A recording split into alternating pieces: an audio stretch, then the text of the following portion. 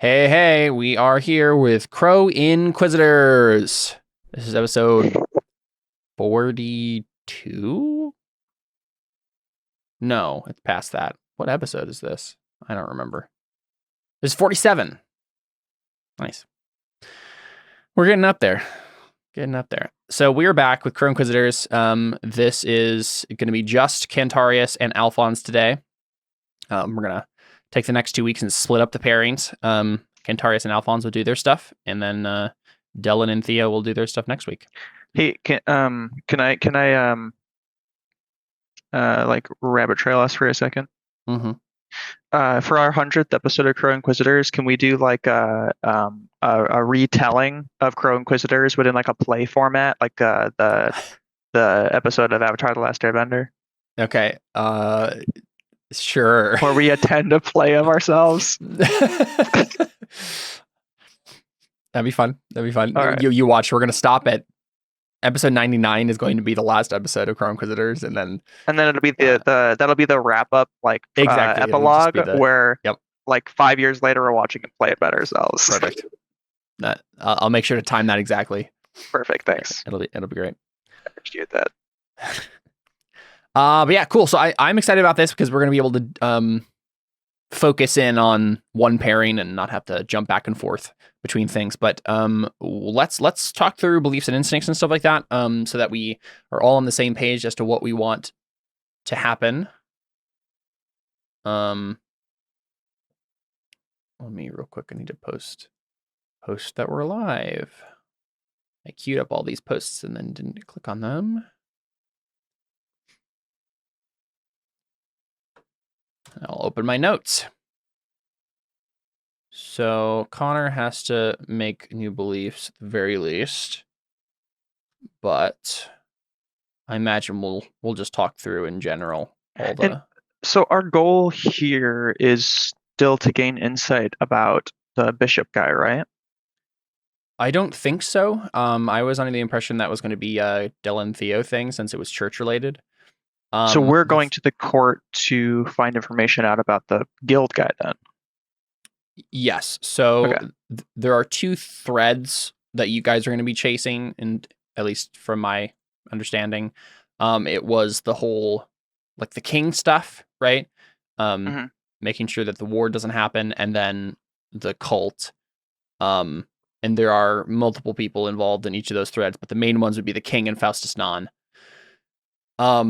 The first thing I think we're going to do this session is do the meeting with Gialina, the crime lady that Alfons wants to get back in touch with, to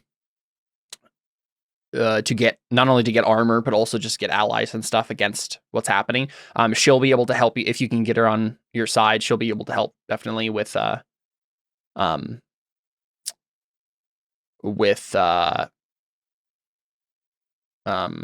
Faustus, specifically, like the stuff that's been happening in the city with the cult. She has feelers out among the common people with that stuff, so that could be a good avenue to start figuring out details about that stuff.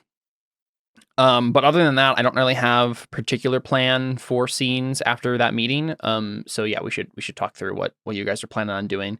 There's multiple ways you could approach this. I think Alfons at one point suggested that he hire himself out as a bodyguard to the king, and try to get close to him that way. That's technically one thing you could do. Otherwise, we could find other ways to get in the court. But yeah, there'll be people among the nobility too who might know, have connections to Faustus. Faustus is just an important guy in general. He's like the guild master of Lucerta, so you'll definitely want to just figure out who knows him. How do we use that to our advantage? Antonius can come in here. You know, we talked about him using his guild connections, but depends on what you guys want to do. Jared, do you have your beliefs already finished? Yeah, I'm a good boy. Okay, well, let's just start with yours since you already have them, and then we can go to Connor's. Figure the stuff out from there. If we're going to be fighting demons, I need to be properly armed. I will find a way to get armor. The plan must move forward. I'll find us a way to ingratiate ourselves with the king. Giolina has been useful in the past. I'll see if I can get her to help again. Instincts. Always find a way to use my powers. Always try to surpass Dylan. Always do what I can to protect Yuma. Very fun. Yeah, so I will find us a way to ingratiate ourselves with the king. Did you have a particular idea, an approach you wanted to take? No. We'll come to that. That's fine. Yeah, I mean, you could even have the conversation in character and figure it out from there. All right, Cantarius, what are you thinking?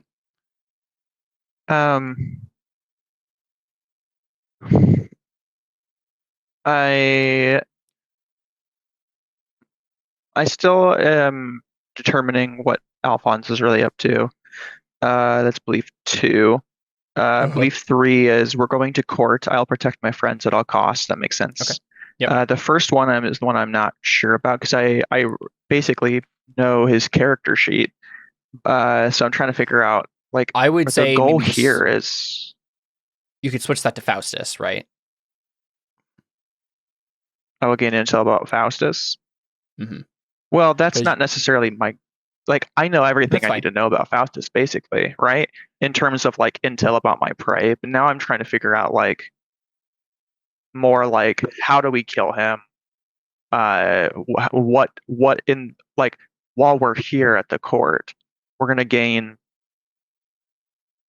more information about like where he is, his ties to different things. So I guess it's still intel about my prey, I suppose. But I'm trying to think like, is there more to this than that?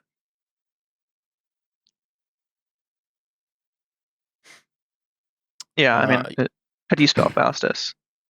Faustus. STUS. Because like last time, I'll get info. Yeah, I'll just still gain info about him. Last time you got a bunch of info about Targoth specifically, but Faustus also has a character sheet. At the very least, he has a magic that you don't know about. Remember? Interesting. Yeah. Okay. So now I can figure out more about the person. That's why we're here at court. Oh, okay, yeah. I like that.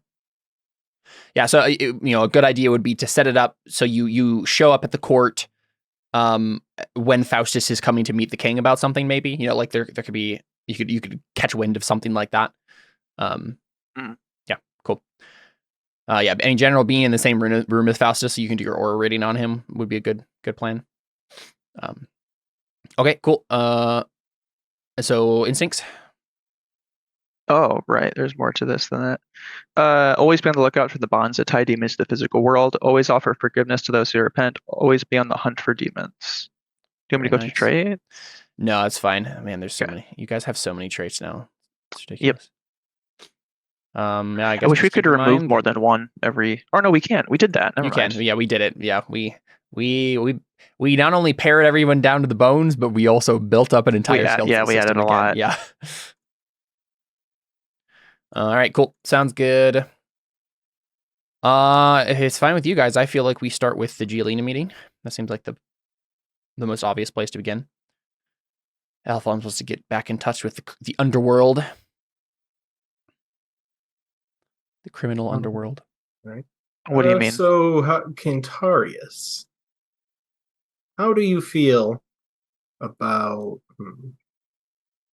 entrepreneurs that don't exactly conform to, business norms? Are you asking me how I feel about illegal black market businesses? Illegal is such a strong word, but... Have you forgotten that I only use strong words? So I'll take that as we're all good then. What's your plan? Well, I have a friend. Surprise, surprise. Who might be able to get us in with the cake. Or at the very least, provide the help along the way. Or, a place for me to stay since I'm banished again. Yeah, at the very least, she wouldn't be able to get you in to see the king, likely, but she would at least be able to give you information and contacts more generally in Lucerta, along the lines of Faustus's whole thing. Because that's more like along the lines of the regular citizenry. Mm-hmm. I also feel like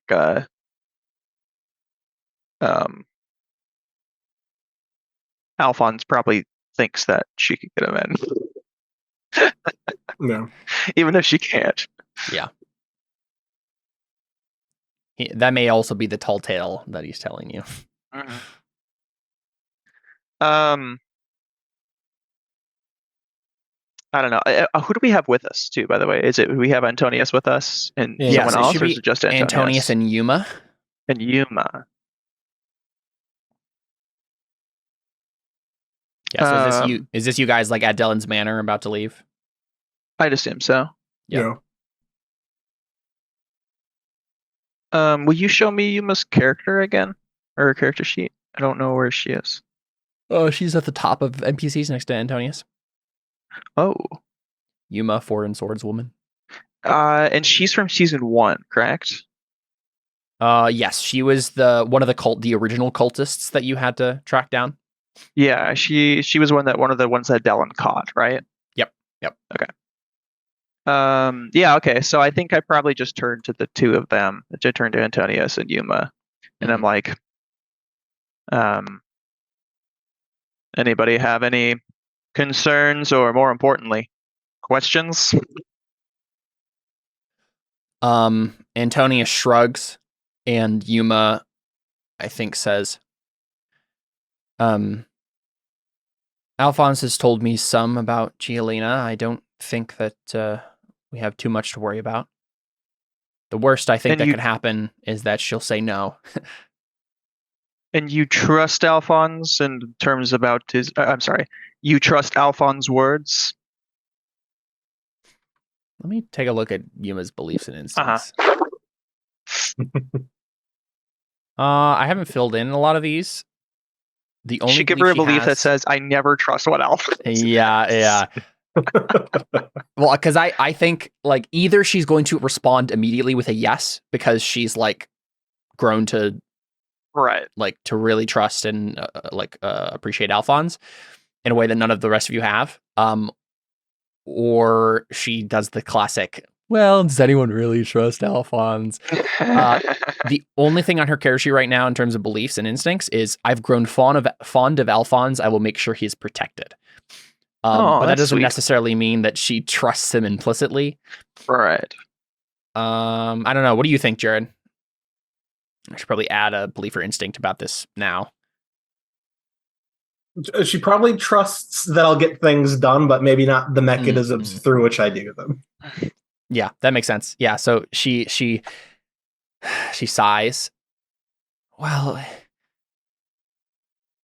you can trust a man's results without trusting his methods.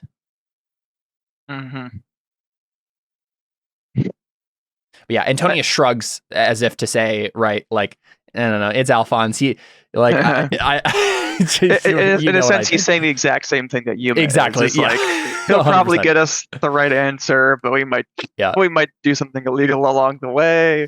Yeah, something might come back to bite us 10 years from now. Yep. You know, she owes me after the whole first time we were in Lucerta thing. Is that Alfons saying that out loud? Yeah. What do you mean then? Because due to what we did last time, she increased standing in the criminal underworld quite a bit. Oh, Giolina. I thought you were talking about Yuma for a second. I was like, what are you talking about? Okay, yeah, that makes sense. I mean, Yuma owes me too. I saved her even more. Right, but that would be the sort of thing you wouldn't say out loud based on what happened. Yeah. Okay. Yeah. So Alfons just basically said Giolina owes us because we helped her. You know, at least Alfons specifically. Okay, so yeah, I guess that's fine then. I guess Cantarius just says, actually, I think he says, all right, listen, Alfons, I don't want to trust you. Actually, he says, I don't like trusting you. In fact, I don't want to trust you. Actually, I don't trust you. But you have to. Against my better judgment. So, listen, We're here. We trust that you're going to get us the right results. Just try not to make too many try not to start any how does one put it? Like Any try green not to smoke roll any escapades. What did Jared say? Any green smoke escapades. Mm-mm. I don't think he even knows about that. Me? No, yeah, he does. Yeah, I don't think. No. Yeah, he does. I mean, he wasn't there for it, but we kind of like It became a through very big context, thing by the yeah. end of True, that's right. With all the stuff at the temple or whatever. He at the very least yeah, saw okay. green smoke come out of the staff and go into the mirror and do the ritual and stuff. So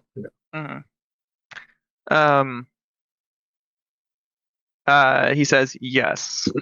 Or no, he says what was one of the worst things that Alfons caused? I can't remember what. There's some during the campaign or like before the campaign. In the campaign. I was a good boy. I was gonna say, like, he caused trouble, but usually it worked out. Or he says, I was thinking more like not starting another cult. Yeah, there you go. That's the worst thing that Alphonse did. But when the alternative to starting a cult is those people just killing a bunch of people, I think it was a pretty good alternative. Like I said, let's not start any more cults. I'll do my best. Sometimes it just happens without me knowing.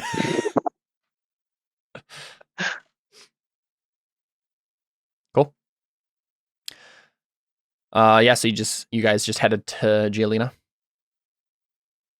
Yeah. Technically, Cantarius, you could make an aura reading roll right now to determine Alphonse. Because, I mean, that seems like what you were doing was like grilling him, and now you can make an aura reading roll to be like, is he being genuine? I suppose, yeah. What's he got up his sleeve here? Yeah. Aura reading would be intellectual discipline, right? Yeah, intellectual discipline. Yeah, just the opposite based on aura reading. What's the obstacle? Yeah, let me find that. I think it would probably be Ob 4 to discover an intent, right? Because you're just trying to figure out his intent. Let me look though and see if there's another one that makes sense. Because there's like higher ones depending on how much you actually want to know. Like you could literally like read one of his beliefs for a 7.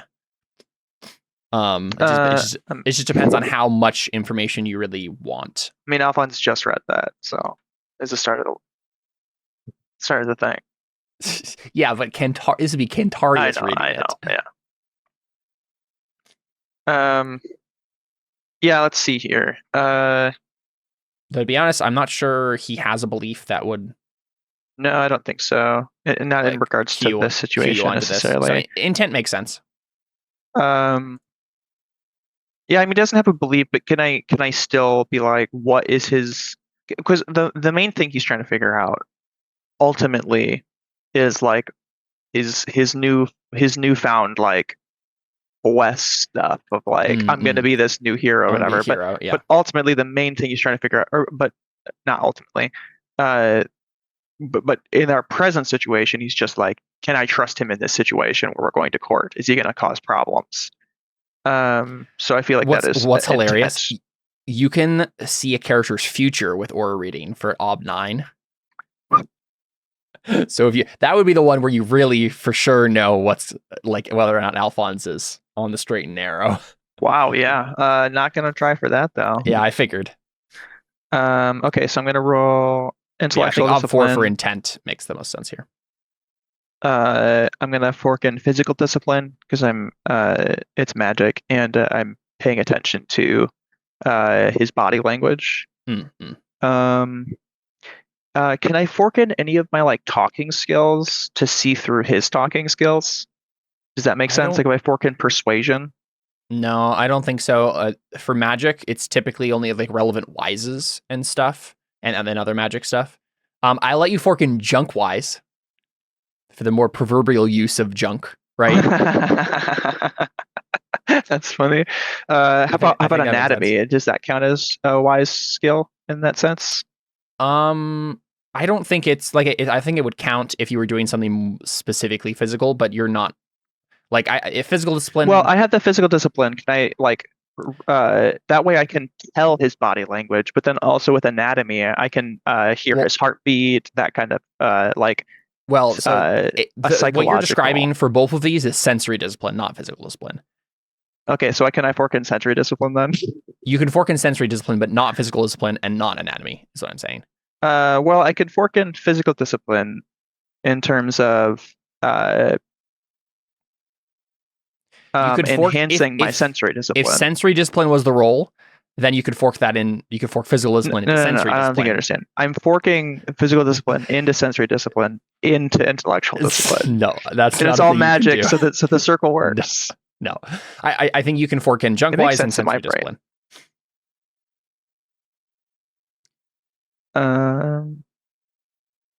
Okay, so that's 2 helping die.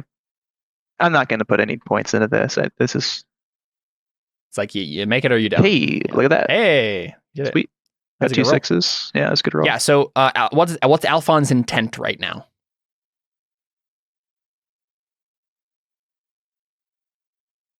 Based on the conversation, to go to Giolina's. Oh my god. Right, but like, what in a larger sense, what? Because Cantarius was trying to grill you, like, are you going to cause trouble? Like, so what is Alphonse's intent in a more large scale belief sense? I mean, ultimately, I guess get David to be like head of church. Okay, so to like provide for his help his brother. Yeah, is the intent. Yeah, that makes sense. Okay. I guess Cantarius that's innocent enough, right? Yeah, Cantarius is like, I guess maybe his heart isn't in it for himself this time, but then again, Cantarius is probably like he might have another end goal after that happens. He's more in power, so he probably is thinking of, okay, there's still definitely ways where he hasn't changed at all. Yeah. But for the moment, he doesn't. Does Cantarius know about my huge debt? Probably not. Yes. Unless we mentioned it in the last episode, didn't we? You said it out loud in the team meeting. Yeah. That's probably your thing. He's like, oh, he just wants Trevor or the Sigmund out of power so he doesn't have to pay his debt. Sigmund. He said Sigmund. He said Trevor. First he said Trevor and Sigmund. Sergio is who you're thinking of. Oh. Whoops. Yeah. Okay, so I'm gonna. At the end of this campaign, I need to message Trevor what became of his character.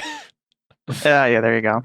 Okay, so I'm gonna have to step out for a minute, but that makes sense. What I thought you were gonna say, Alphonse will do most of the talking. Yeah, what I thought, Jared, I thought you were gonna say Alphonse's thinking is, he was going to see what's her face, but he doesn't have a plan after that. So the intent is just unknown because he's like, I don't have a plan. I have no idea what I want. I'm not doing. All right, I'll be back. That'd be funny. Cool. Yeah. So Alphonse, I assume you just show up into the territory and, well, I mean, you have a relationship with her, so you can just show up no matter what. Yeah. But we probably get you entering the Hux clan territory, right? Whatever invisible line delineates that, in the rattier part of town, right? Yeah. And a man steps out from an alleyway, and this is Criagio.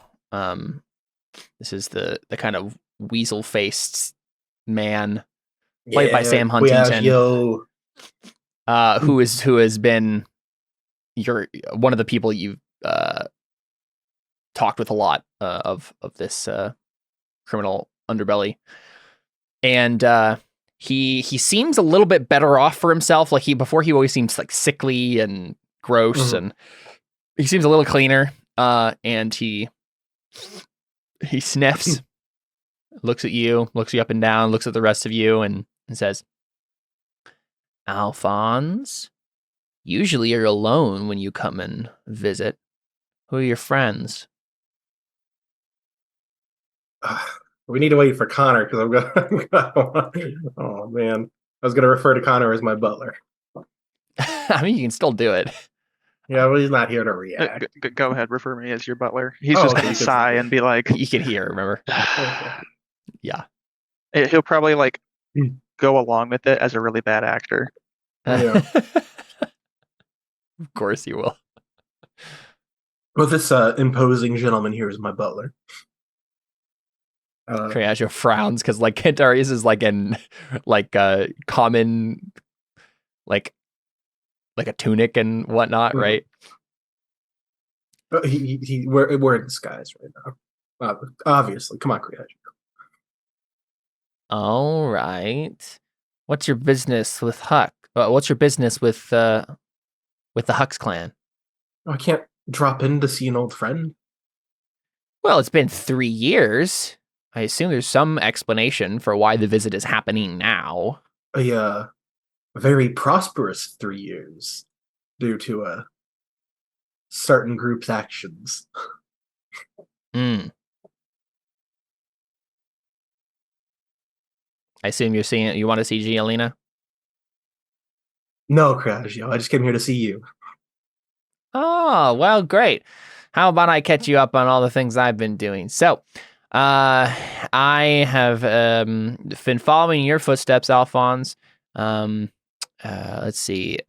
My number is at 106 right now. Rookie numbers. I know. I'm not like the master, but You're, what else did you want to you're know getting about my there. doings? The showers have certainly helped. I found that. Yeah, no, take us to Giolina.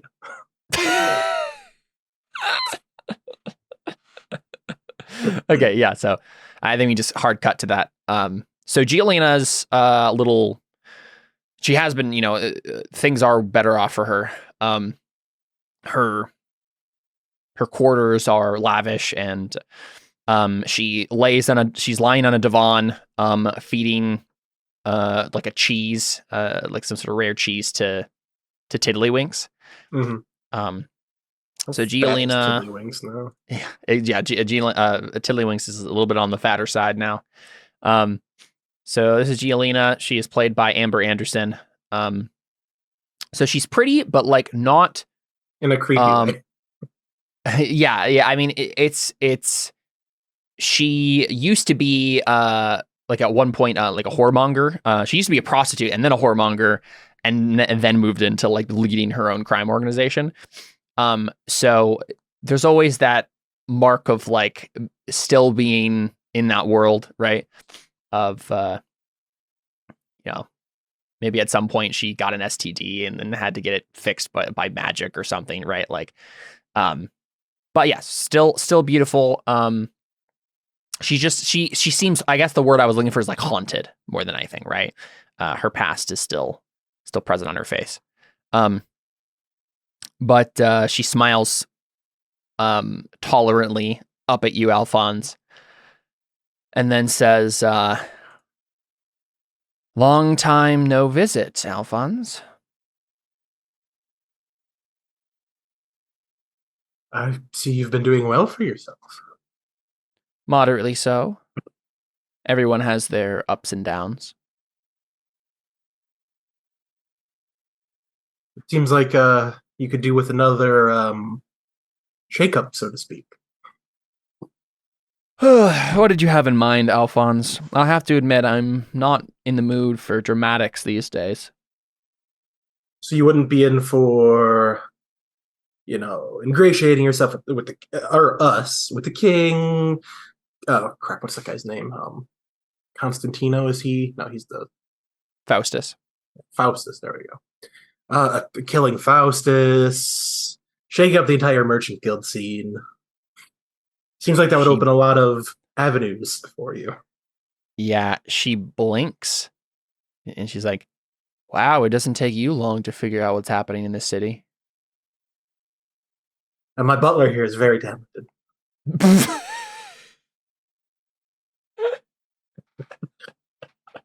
That's pretty funny.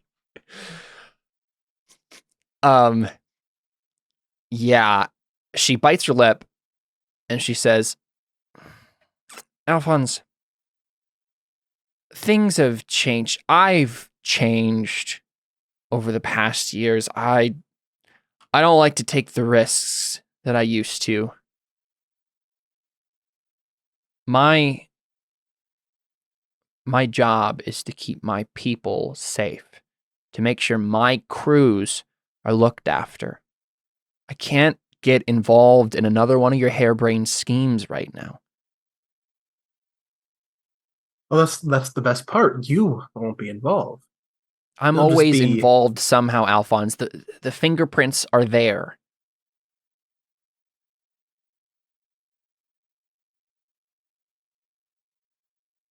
Um, uh, uh, uh, and what beautiful fingers they are. I don't know. Yeah, she frowns. He's like, "You're losing your touch, Alphons."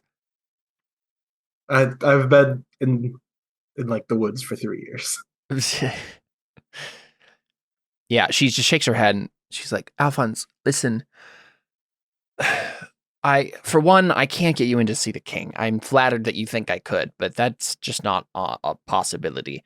As for Faustus, it's chaos is good sometimes in a sense. I mean, the thing with what happened last time is we were already in chaos, and so more chaos wasn't really an issue as long as it was in my favor. But these days, things are working well. The merchants are happy and fat, and that gives us the purses to pick, and it makes them not go after us when we do get, pick a pocket here and there.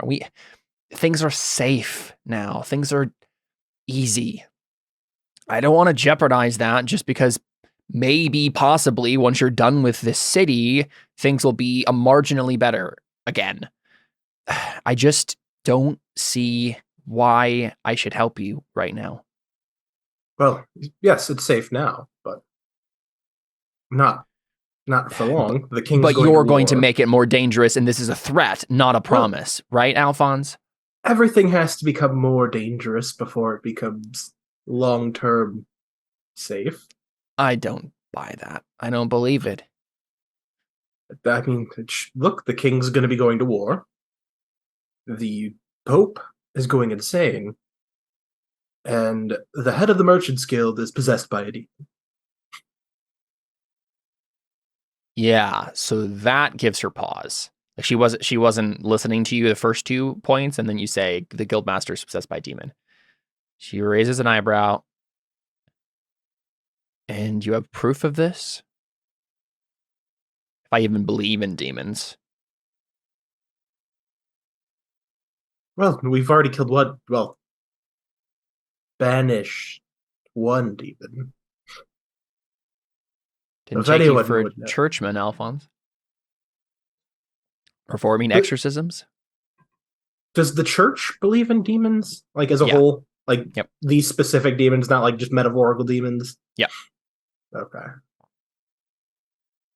No, I'm not much a churchman, but I am a, killing monstrosities that threaten my family kind of guy. Sure. And this is where I point to Cantarius for the proof. I guess we have proof, don't we?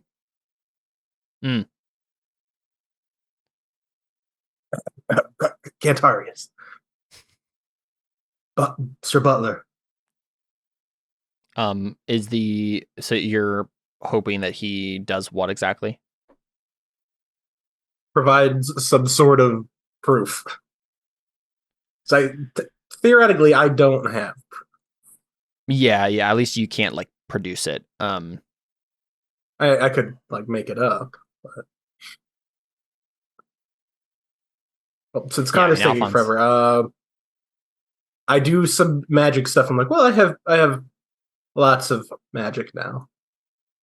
I understand magic. The 9 disciplines are a thing.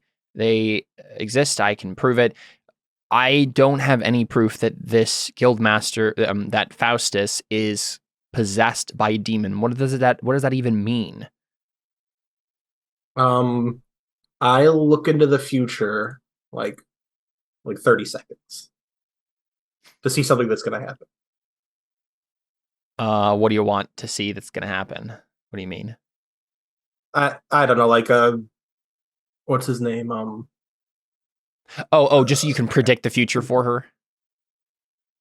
Yeah, so something like She like arbitrary happening in like the next 30 seconds. I can say this is about to happen.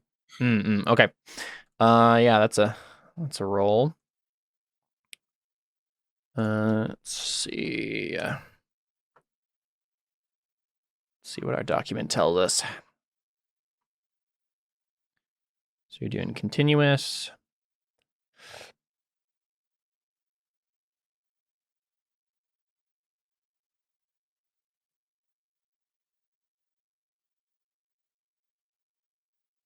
Yeah, I think you're doing probably ultimately you're doing like an astrology test, like a Yeah, as in, with continuous, as if it was astrology. Mhm. Because that allows you to predict the future. Mhm. Find the skill.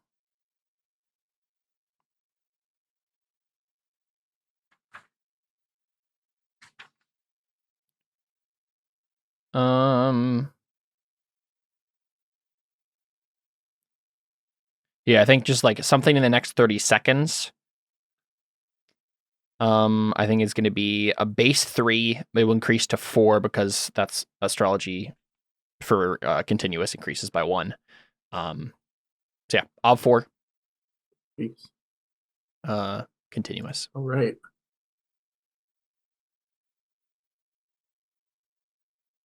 Mhm.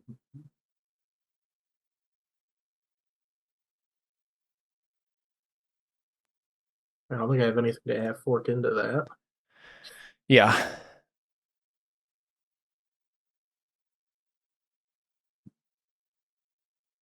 How much persona? I'll put 3 persona into it. This is kind of important. Okay. And it's named, so that's another one. That's Faded Visions. Mm-hmm. So I gotta Okay, I can theoretically talk for a 50. second here. I was Is able to Connor listen helping? to most of that. You want to know if Cantarius has proof of the demons, right? Yeah, specifically if Faustus being possessed would be the big one. So the issue is, I didn't want this to get out, right? I mean, I made a big deal to Dellen. Yeah, I mean about the church, right? Right, but now we're just letting some random illegal guy know that, or illegal lady know that, like, hey, there's a demon possessed person. I don't trust anybody at this. You put me in an awkward spot. Knowing that, would I don't Alfons think have still said Cantarius it? wants to give proof. Well, he never said to not tell anyone. He just said the church. Yeah, that's what I remember So I don't too. have the impression that this is fine. Okay. Well, why would he? You know what I mean? Like, why would I'm not saying that Alphonse should have known better, but like, why would he trust this person but not the church? I mean, it like he Well, the church probably has trusts an tortured me. illegal. This lady has only helped me. No, I understand that Alphonse is thinking that, but Cantarius, he's like, why would I trust this black market merchant more than the corrupt church? See what I'm saying? Honor among thieves. Wait, you said honor among thieves? Yeah. Okay. Yeah, okay, so I think he's probably just like, so if Alphonse still did this, I think maybe Cantarius is just going to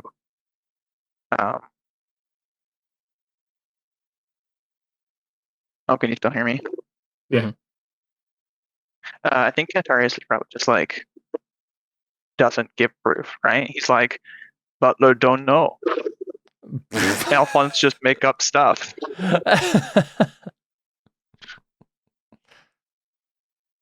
Does Antonius say anything? Tell. I think he probably No. gives you a nod to like shut up about the demon stuff.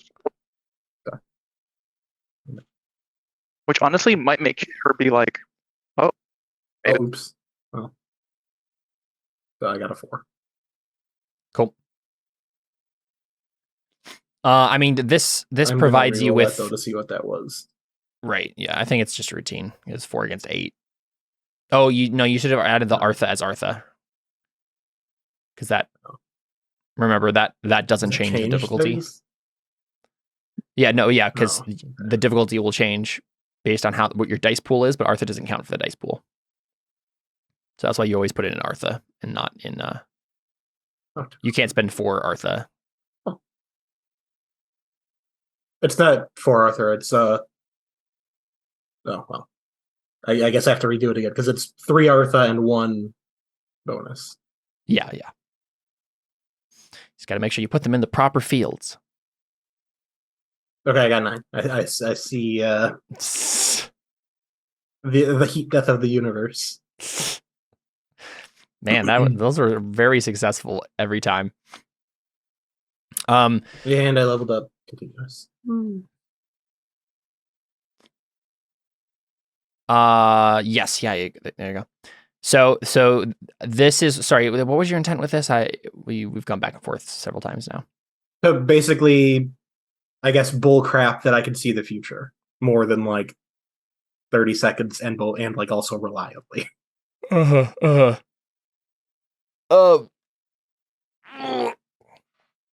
So, Cantarius made a point about shutting up about the demon stuff. You do this. I think she's thinking about it, and like obviously you brought up a huge thing, like if he's possessed by a demon. So I think she's thinking, and then she says, Alfons, I understand that you're powerful now, and it's impressive. And I think the thing you predicted was that Criagio was going to walk in and tell her something, right? So after he leaves, she says it's impressive. I admit, but that doesn't change the fact that things are different now, and I can't just believe you that this is the right play. I have people to look after. And I think I want to impress it upon it in like out of character. Basically, she's at the point right now where you can't make a persuasion roll against her. You could try some other avenue to get her, but right now her beliefs are just strictly against this roll. So you'd have to find some other way to either change her belief or a different roll besides like persuasion or whatever to do something. Seduction. I mean, again, like she doesn't care that much in the large scheme of things. Also, Tiddlywinks did come over to you when you showed up, and I assume you petted him and stuff, but forgot to describe that. I'm cradling him like a baby, like a fat right? Yeah, baby. Alphonse just has the red panda like a cat in his arms throughout this whole conversation.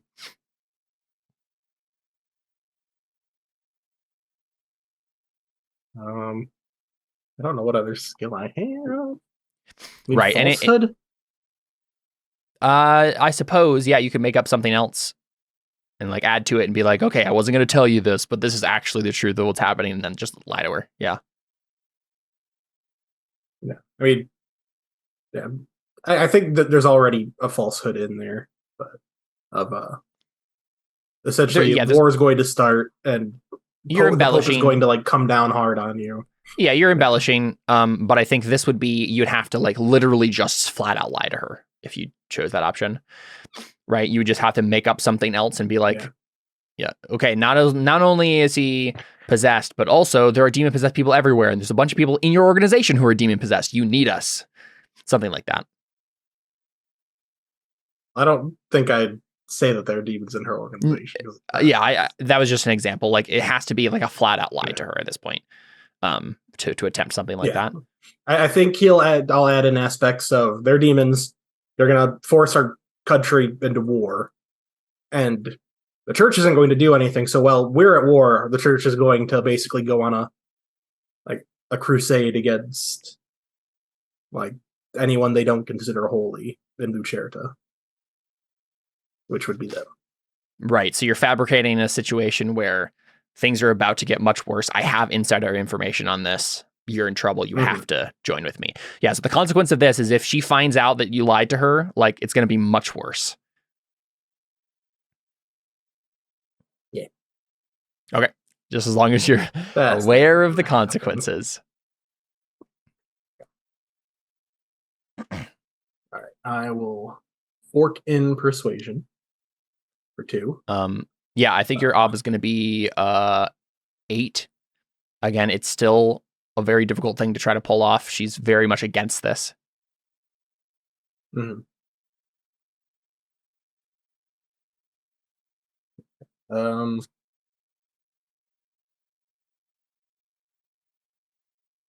So 2 for persuasion, 2 for seduction,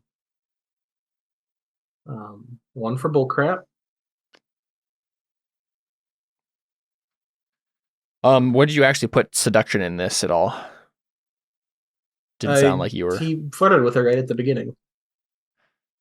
I mean, seduction is the use of sexual, the promise of sex for whatever. I can't remember how it's described, but it's not just flirting. Like it would have to, like she would, the issue here is she'd have to be amenable to like, oh yes, we should start up a relationship again. Right. That's the idea. Or at least a casual. I'll throw in the remember the good times. And to everyone else, it's just like, oh, they were friends, but to us, she knows. Yeah, so haggling. I mean, the thing that I would consider like have to be if you did seduction, it would have to be like something like, we can renew our old agreement, right? And now these days, I'm super muscular and a hero, and yeah, sure, sounds good. Right, so 2, 4, 5. But yeah, haggling is fine. 6. I'll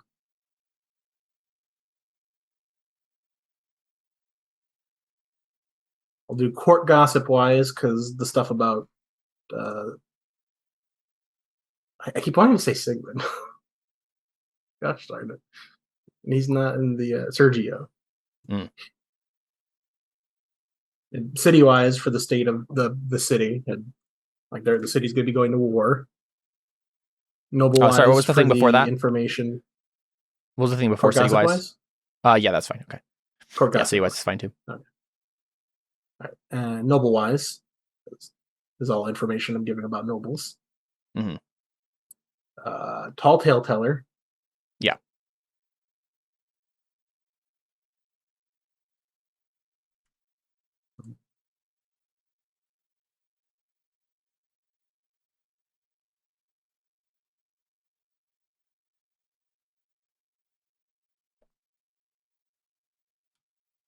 He's gonna give like I assume we're not alone. There are other members in there. Yeah, there's other Hux clan operatives.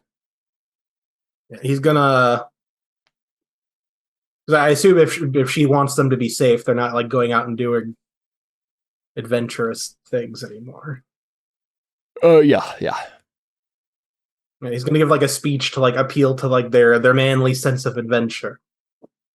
Like, aren't you sick of sitting around here in an office? You're not office workers.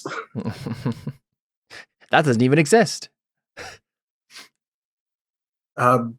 What's the equivalent of an office worker? A medieval office worker. Yeah, I mean, it would be like a scholar or a scribe or a clerk or a... You're not a bunch of scribes and clerks. Yeah. You're rough boys. Go be rough boys. Okay, yeah. So I can get conspicuous and oratory. Sure, yeah, that's fine. Okay, I'm much more confident about this role now. All right, that's. Oh, can I get one for the telling the future? Sure, yeah. All right, it's 13 help dice. Cool. Did you want like any of the NPCs to help you out here? If At the very least, they want. Yuma can help you. She'll usually give you dice. Let's say she's adding her intimidation. That's 2 dice for you. Basically, like she sees what you're doing and she doesn't necessarily approve, but she's like, we got to get done what we got to get done, and so she adds an intimidation of like things are very bad and they're only going to get worse, and you need to be on our side or else there's no hope for you. Cantarius. Not that I really There's need definitely it. no way Cantarius is helping this situation.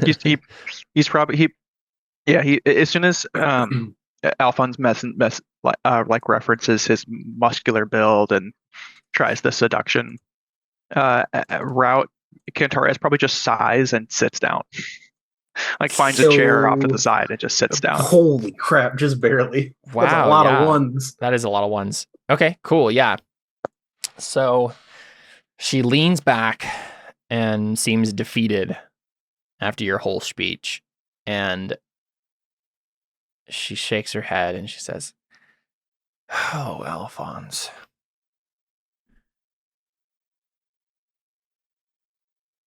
You better not be screwing with me." That comes later. Yeah. She doesn't smile at that. She just seems weary at this point, and she just says, "Faustus recently," and actually before you continue with the conversation, I want a couple things to happen. First, I made a roll here. Would you make an inconspicuous test, Alphonse, at Ob 5? Can I fork and stealthy? Sure. Okay. Wait, do you have stealthy? Yeah. So stealthy open at 2. Oh, right. I forgot you got taught stealthy stuff from a rogue of some sort. Yeah. Was it Marcos or? Well, you had some Whatever. Hux clan person, I think, teach you something, wasn't it? Okay. Or some other maybe criminal. Yeah. You said Ob 5? Yep. Yeah, I just rolled 5 successes there above.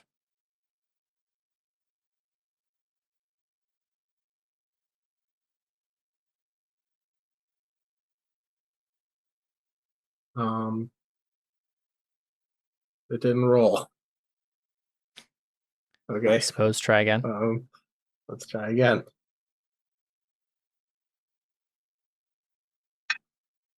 Ooh. You got 2 6s though. 2. Do you want to spend the 1 fate for 2? Okay. Yeah. I was going to say you could spend 2 fate for 3. Yeah. Well, yeah, that's what I'm going to do. Okay. You don't do them both at the same time, right? You do. You have to choose one or the other. You have to decide beforehand whether or not you're spending 1 or 2. But it's fine. I mean, you have a bunch of fate. There's no reason that you couldn't have just done. Yeah. I assumed you would. All right. Well, you have 4 successes against 5. I don't think there's anything else you could add to this at this point. So this is when you guys left the noble district, right, where Dellen's Manor and all that. We see a couple of soldiers or spies or whatever tail you. Mm-hmm.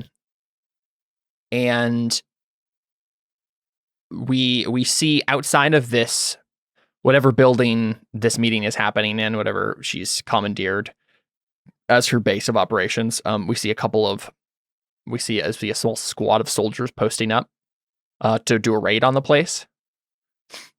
And they're led, we see, by one Medetto Fall, or Medetto Fell, whatever his last name is. This is the guy who showed up to after the aftermath of the duel and was like, "What's happening?" And you gave him like, "Here's your list of things you did wrong. He's been suspicious of you ever since that point. And not that he necessarily thought you were doing anything wrong, but he just sent like a couple of soldiers to tail you. But now you like gone to like a known criminal organization. Actually, I don't think he's going to try to do a raid because I don't think he knows what's happening here. But whatever his spies get back to him that this has happened. I think that's the only thing that this means.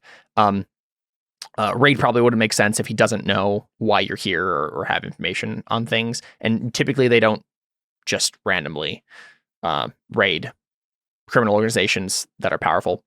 But at the very least, we see that like some spies of his have gotten back to him that you've done this, and Medetto is now suspicious of you and is going to look into what you're doing.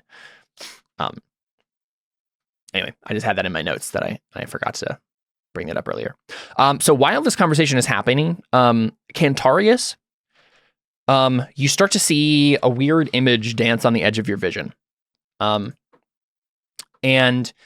it's the sort of thing that where like you're just like, is someone shining a mirror into my eye? Like is someone reflecting light into my eye? And you keep like blinking and trying to rub it away. But then at one point when you blink and try to turn your head towards whatever it is to figure out what it is, you see your son standing in the room? ? Like what does this look like? You know what I'm doing here. Have I seen this before? I forget if we established it or not. I haven't established that you hadn't. Yeah.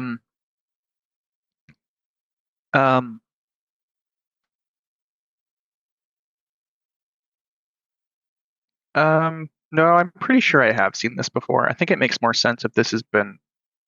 I'm not sure how. I feel like this will disrupt the story a bit too much if this is the first time he's saying it. If that makes sense. That's fine. What do you? Well, I just assumed that it would have been a bigger thing earlier already if this had been happening. Like it would have happened before now on screen. Right. But I suppose we could have it. It has been happening, but we just haven't seen it.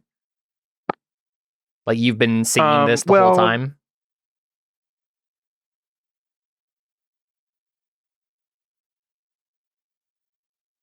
Not necessarily. He's been around people the whole time. And I suppose he is now too. Mm-hmm. I don't know. There's too many variables. There's too many ways for me to think about this. Well, you know what's going on. What do you think is the most interesting? Just make a decision. Is this the first time? Or?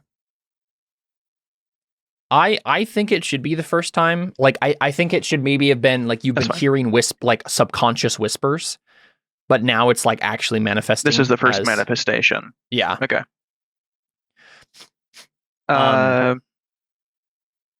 So my question would be like, is this like literally devil and angel on your shoulder? Sitting, so that's good. Yeah.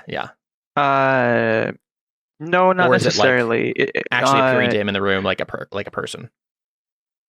I think appearing to me at the room, but he they don't look like themselves. They look like spirit versionists, right? Yeah, like so it's very obvious that these things are not real people. Sure. It looks like Syl from like Stormlight Archive, right? Like they're like not real people. I think it would be interesting if Winter was white smoke. Like in the dreamscape, right? Like Yep. Okay, so with that out of the way, I think so Winter is he probably just like he's played by Nick Thurston, so that's what he looks like. Oh, did you change that? No, that's the same actor you chose from the very beginning. I just changed the picture. I don't remember the specific picture. Oh, okay. I think he just is like wide-eyed, but like doesn't look away. So I'm sure Antonius probably notices, but doesn't want to like break the scene because we're like, trying to. You do weird stuff like Alphonse this a is lot. trying to do something here. Yeah, I don't think Antonius would True. interrupt you. Yeah. I also I like enter dreamscapes a lot. So Exactly. I think he's just staring. He's just like, what? Yeah, so Winter is like at the threshold of the he's door. He's in shock. Mm-hmm. He's at the threshold of whatever door leads out of this chamber. I think Criagio had come in to talk to Giolina at one point and then left the door open, and stopped to hear Alphonse's speech, and then Winter just kind of steps in to the open door and is standing on the threshold, and he just looks at you. And it's like a weird moment of like you hear you're starting to hear a ringing in your ears, and things are starting to get more like tactile to you. Like you can like the ground and beneath you is feeling like you can feel every grain of the wood below you, and like all of your senses just suddenly get like turned up to 11. And he says, this is wrong, Dad. You know that what Alphonse is doing is wrong. He's lying to this woman. I thought you always told me to do what was right. This is weird.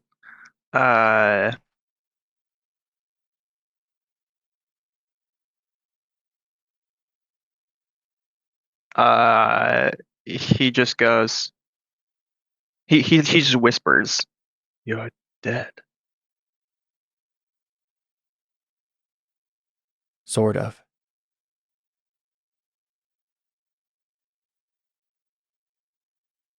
You're here? And he seems like he probably starts sort of again. Yeah, he seems like he wants to start saying something, and then a person from the corner of your eye on the other side to the left of the room like appears behind Giolina, and this is Cillian Murphy, also known as Eurus. So the main guy from Oppenheimer or the Scarecrow in Batman, that guy.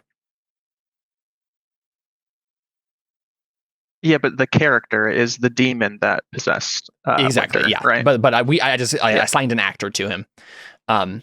Yeah. So you would know this as Eurus, and he appears behind Giolina's shoulder and then just says, "No, it's fine, Cantarius. You do whatever you want. This sometimes sacrifices have to be made for the greater good. You know that."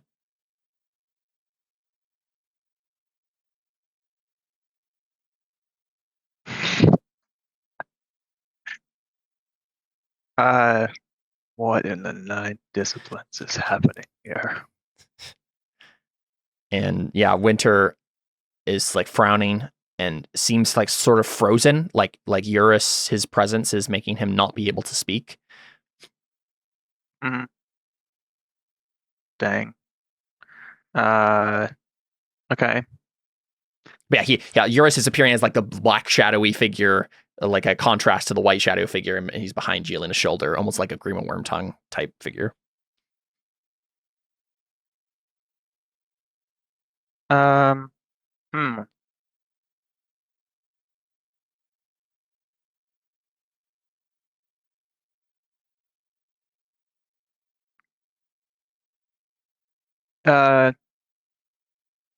I think Cantarius stands and walks towards Winter. Okay, yeah, so Alphonse, it looks like Cantarius is just standing up and trying to leave the room.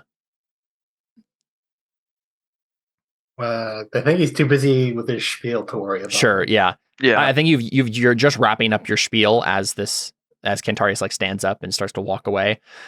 And yeah, I mean, I don't think anyone stops you. What do you do, Cantarius? I reach out and touch Winter's spectral being. And as soon as you touch him, both Eurus and Winter look at you directly and then say, "Choose," and then they disappear. the heck? So I think can I make a steal test? Oh, that's probably what happens. Yeah. To see if like I can even react to this Yep. Makes like sense. scenario. Is this all making these sense, images Connor, up for what here. you were envisioning of this? I was imagining like a lot of what they would be doing is like trying to help, like this is like a kind of almost a manifestation of Cantarius' consciousness too, or conscience too. Uh,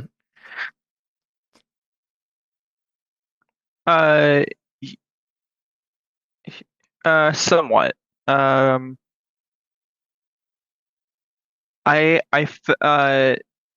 So like the spectral beings, they're not just actually they're less his conscious and more the actual like Oh, I know. Yeah.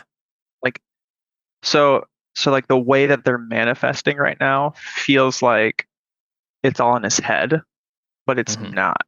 You know what I'm saying? So like Yeah. it I feels, did it that feels really intentionally because meta. I want it to feel like it's in your head at first, but then you are slowly realizing, oh, this is actually real. Okay. And then from there can be like, oh, I can actually talk to you. Like, but this is like slowly starting to manifest to you in like a tangible way. It basically my idea here was basically because Cantarius maybe would feel bad about Alfons just straight up lying to this woman. And if you wouldn't, that's fine. We could probably backtrack. That was like I mean, a moment he kind of doesn't. He doesn't feel responsible for what Alphonse is Sure. doing at all. He's washed his hands of it, hence why he sat down. And he also doesn't. I mean, this person is just a crime lord, right? So he doesn't really. He's like it's one in his head. It's just one crime lord talking to a different crime lord. They're both doing wrong against each other right now, and his character change has been like I'm not the authority over them, so that's why he's just like he's doing his own thing. It might make sense that Winter is like my dad should be like trying to correct this, but also it also seems kind of weird that Winter's like save the crime lord. Yeah, and so I think this is why I wanted to talk about this before we moved onward, so I can make sure we're getting the characterization on all this right. We could tweak it to be less like you should correct Alphonse and more like why are you working with this man? Right? Like I thought you always taught me like bad company begets bad morals. Like you need to choose your companions wisely. Like, you know, are all your friends heathens, Father? Right? Harkening back to our theme song for the season. Yeah, okay. So just to make that scene not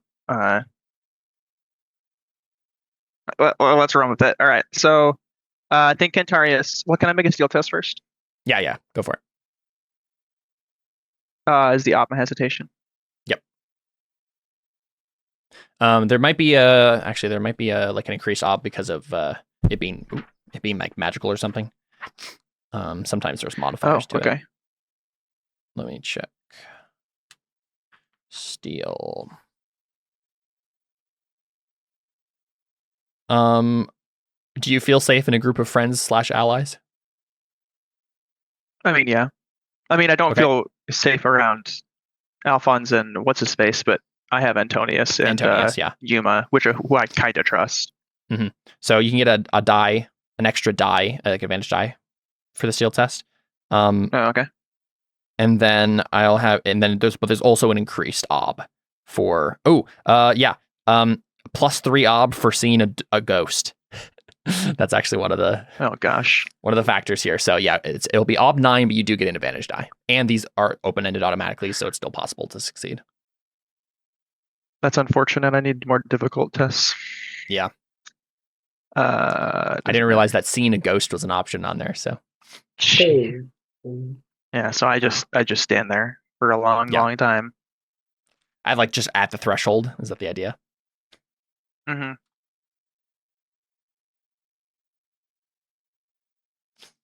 Yeah, so I mean, So I guess wrap up the conversation, and then Yeah, we'll just like exactly. come back to me standing there. I don't know. Exactly. Yeah. So Alphonse, you finish your spiel, and Jillian like did what she did before, where she sighs and then just says, "All right, if Alphonse, if you say that things are as bad as they are, then there's something that you need to know. Faustus came to me with an offer. He said he wants to trying to think of how she would phrase this. As the guild master in Lucerta, he wanted to offer me a place among them, a thieves guild, if you would. Legitimize what we do. Completely and utterly corrupt, but it was right up my alley. But if you're saying that I'm being maneuvered into a trap by the church, then what do you want me to do? Well, that's the best part. You need to do very little. We'll be doing all the heavy lifting. All right. What does that look like? Well, for one, we need a place to stay because I've been excommunicated again.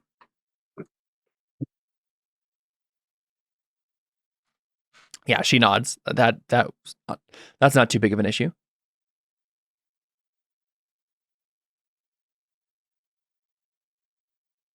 Some arms and armor would be nice if you have any to spare.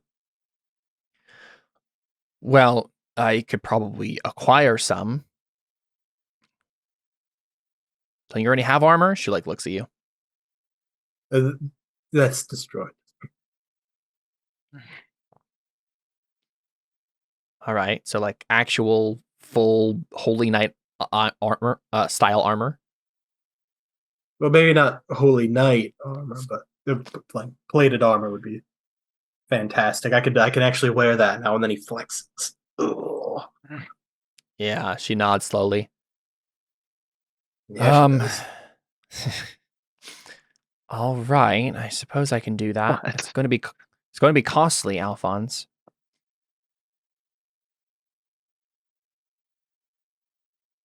Well, I don't think there can be anything more valuable than a good word to the new pope once he's instated. And who do you think that new pope is going to be? Oh wait, crap. I freeze time for this part, so Connor can't hear. Retcon. He's not paying attention anyway. Oh, well, I don't want anyone else. Yeah, it's You want to do something secret? Is basically what you're saying. Just her, so her and I can hear. So again, you can't freeze time. You can freeze perception Our of time. perception of time, yeah. But like if you freeze perception of time, then you can't speak because time is going so slowly that you can't actually say anything. No. I guess you could do it in such a way where everyone's perception of the conversation is so like it goes so quickly for them that they can't pay attention. Yeah. So there's just like a weird buzzing noise, and then you guys are finished with your conversation. And that's all they heard. That'll. Yeah. Okay. So according to our modifiers here, I believe it. I think it's 4 because that's what it was when I rolled with Faustus, or was it? I don't remember. It was a while. Oh, this is probably illusion. The illusion option. Okay. Versus test between continuous discipline and the victim's perception. And then this automatically gets a +1 ob added onto the end of it. You need to do it to a group. So you'll get a total of +4 ob added to the end of this. But I don't think they have observation, the people who need to be rolling this. Cantarius can't pay attention to it anyway because he's failed his steel test. That would be the big person you wouldn't want, or that like would be able to hear this no problem because of his sensory discipline. So let me just make a roll for like the criminals. And they don't have observation, yeah, so it's just gonna be perception. There's even with the +4 it's unlikely they'll succeed this. Yeah, they only got a 1 success. You will still need to make the roll because you basically at this point you need to make an ob 4.5 test, basically. Right? As long as you get just make it ob 5, I think. As long as you get 1 success over their roll of 0.5, basically, you're fine. So how is this working? Because this isn't what we did when I essentially did the same thing with True. Well, that you didn't even say anything with True. That was just like a moment of stuff that passes between you. This is like I didn't get a dice exactly, anyway. Exactly. This is a whole room of people that need to be deceived, right? Which is why it's more difficult. So yeah, I just say an ob 5 continuous discipline test. Okay. 1 fork because it's named. Yeah. Well, what did you name this one? Chronostasis. Okay. This obstacle 5. Yeah. Okay. That's 3 out of 5. You got 2 6s though. Well, actually, this was already open-ended automatically. So, yeah, you can spend 1 to do 1. All right. Yeah, you needed a 1 in 12. So, you get your test, but basically, the conversation seems quick for them. It's like the speed has been turned up to 1.75 times, but everybody can still hear clearly what's being said. Yeah, as long as Cantarius can. Yeah, I mean that wasn't a question. So, yeah, basically, what I've done. If Sergio keeps going, well, Sergio's insane. Hopefully, Dellen will be the Pope when I'm done. Okay. Yeah, she nods. And you think that's going to make things less violent? He's mellowed quite a bit. I don't think he has. He was just fighting in a war, Alfons.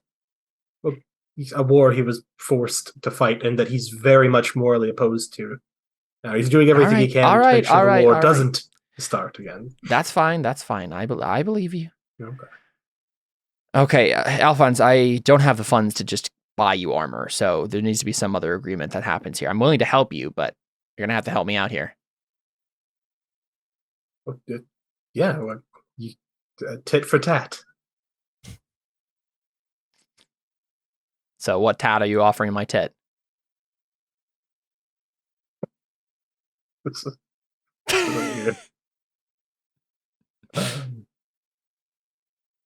Well, what do you need?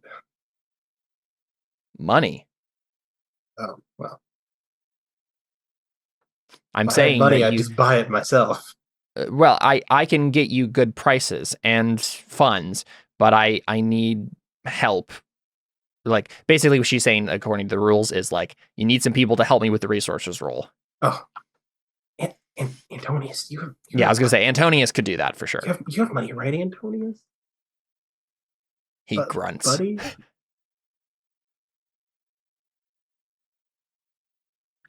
I'll even let you work on it. Yeah, honestly, Antonius might just say, Alfons, I could just make you some armor. It's for nothing. Not for nothing. Please. I mean, at the very least, I need materials. Okay. And I think Giuliana at that point says, see, that's something I can do. Materials, that's not going to be an issue. If I give you materials, blacksmith, you can make the armor. Is that what you're saying? And Antonius nods. And that it's probably at that point that like people realize that Cantarius has just been standing next to the door. So Antonius probably like looks over and just frowns. Like, Carter's not in the room, so I don't know if he can respond. But, at the very least, yeah, I think that's kind of taken care of. He can make the roll to make you some armor and stuff. At least I think so. Let me double check. He just has blacksmith, not armorer. But I think that just means it's more difficult. Yeah, here we go. He can do it.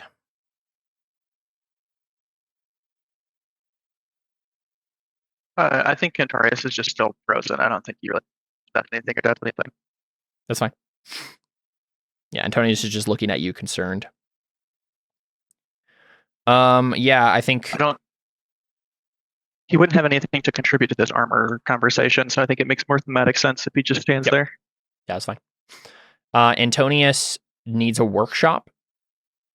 So that technically is something that needs to be done. I think I'm trying to think of what makes the most sense here. I mean, I can roll circles to find someone who'd let him use his workshop. Yeah, that's what I'm thinking. Yeah, that makes the most sense. Let's do it. I'm thinking just ob 2. Oh, cool. It would just be a blacksmith that you know or could get access to who would be willing to let you borrow the forge. I'll use my one affiliation, Noble of Ceran. Mm-hmm. No, I don't think you being a noble helps. Unless I guess it could be a noble blacksmith or something along those lines. I mean, I'd want a very high class one. So if you want to increase the job by yeah, let's say 3 then. Yeah, oh, well. That's fine. But you can add your noble affiliation. So what's the ob then? 3. 3. I'm gonna put 2 Artha just because I want this to succeed. Nice. Awesome. Yeah, so I don't think this person necessarily matters. This is just you have access to a forge. Yeah, sure. Let me just make that roll. See how well it goes. It's gonna be an ob 5 blacksmithing test for him.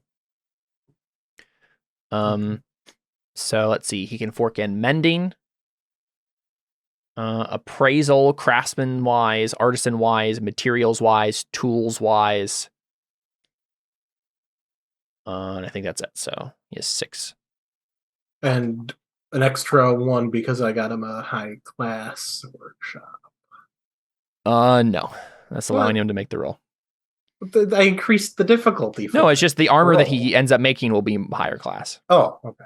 I'm going to increase his proficiency with the essential discipline. Oh, sure, yeah. How many dice do you want to try to give him? 2. Okay.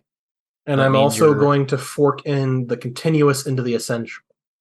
So I'm basically yes. manipulating his time so he has more time to work on it while it's hot. Or at least more time to think about each stroke. Yeah.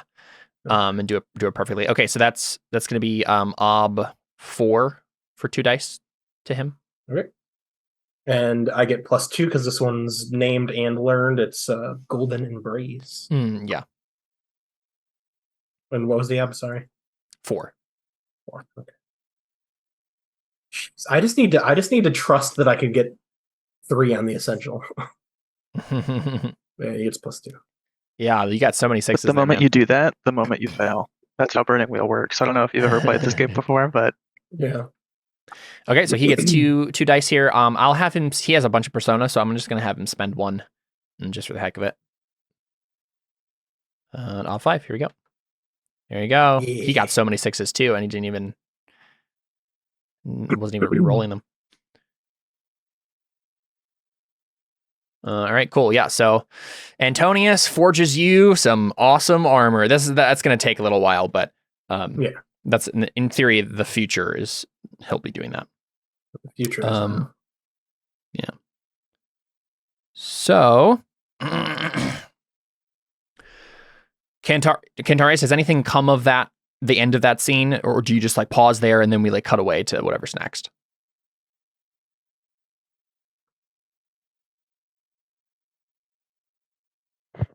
No, I don't think so. I think he's just confused and kind of comes to his senses, and doesn't care about the fact that he was just standing. Like he's not like, oh, I've been standing here. He's just like, Mhm. that was a weird experience. Sure, sounds good. Awesome. So what's next? Are we just like waiting for a little while Antonius does this blacksmithing test, or is this like Cantarius and Alfons go off and do some things while Antonius is making the armor?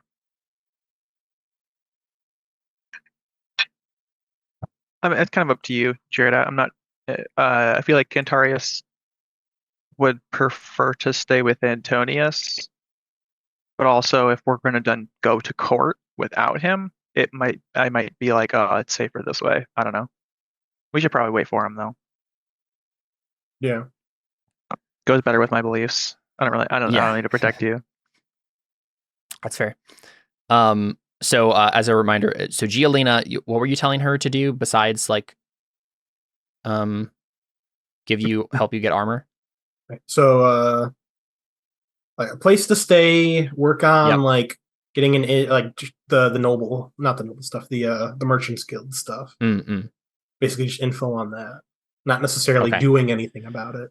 Well, so again, she reminded you, Faustus gave me an offer to join the city guilds as a secret thieves guild. Should I do that? Oh. We just like passed right over that now. I want to make sure you understood what was happening. Okay. Ooh. Right? Because like she could be like an inside agent, but the thing is, you're dancing on a tight line here. As soon as she realizes that you lied to her, she's gonna back out and maybe just join Faustus, right? Like lied to her, but I lied to her for her own good. Yeah, sure. Because there's the thing, right? If you say like you should reject this offer, then she's not in as much of a position to hurt you if this goes badly in the future. Yeah. But if she could be an inside agent in the meantime, if you have her accept the offer. Yeah, I think I'll have her not accept the offer under the guise of like, I don't want you this close to this or you're going to get hurt. Yeah, you're going to go down with Faustus if you do. Yeah. Okay, she'll do that for now, right? She'll be, push off his offer for now. But if something happens in the future to help her see that you lied to her, then that might spiral again. But for now, it's very hard to disprove the lies that I said because all of my lies are coded with an ounce of truth. Yeah, if she realizes that if she gets a better offer, it might. She might turn on you, but okay, cool. So was your idea now you wanted to get into the king's court, get access to it basically? That would certainly be helpful. You did currently have an inn with Damiana, the lady you seduced. She is currently being courted by Nico Ard, right, the bishop. And you know that Nico Ard is being offered a position. He's being groomed by Gross. By Valerio, right? In the sense of he wants to make the bishop on his side, maybe give up his bishopric, become just a powerful noble, and be like, reject the church, like come to my side. So that's at least an in that Alfons already has because he seduced Damiana. You could use that to your advantage in some way. You could just try to figure out like when's the next meeting, like what is the court's business in the future, what is the king up to, and then try to pounce on an opportunity that you find out from there. So Cantarius, you okay, buddy? You're kind of just standing in a corner, holding up your hand worryingly. He just narrows his eyes at you. Doesn't say a thing. Well, you still got the scowl, so I'm not too worried, but... Listen, Alphonse. This isn't a friendship team up. This is a I need your skills. Our interests align. Well, Don't this wasn't pretend like you friend- care about me. Well, this was more courtesy than friendship. And I can't have you going all dementia in the middle of the court or a battle. I at least have the decency to phrase it in a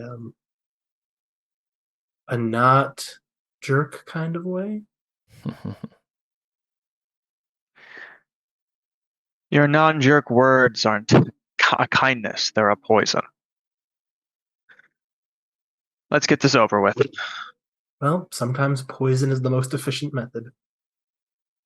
He scowls at you again, more strongly this time.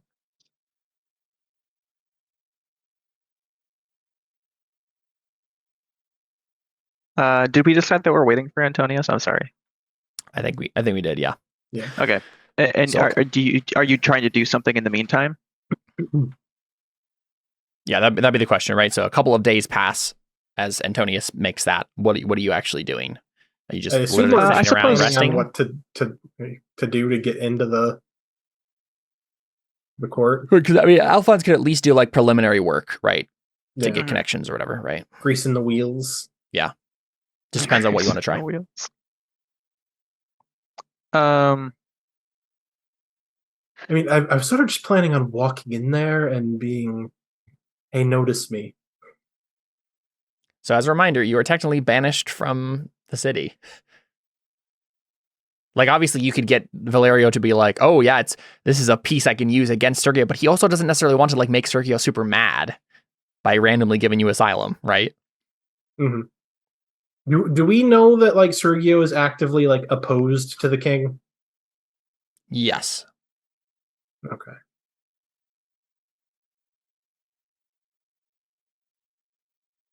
Can I roll empathy to? I mean, I guess I don't know that much about the king. It's mainly about the war for both of them right now, right? It's like Valerio wants the war to happen, Mhm. and Sergio does not want it to happen. And I guess there's the whole thing of, Valerio wants the secular power to rise again, and Sergio gave away that power, but now regrets it. Mm-hmm. I'm just curious, like how petty I think he would be to that just having Sergio's nephew in his court, like would make him mad. So if he'd want it just for that reason, Yeah, I mean, maybe you'd have to figure out whether or not that would be the right move, right? yeah.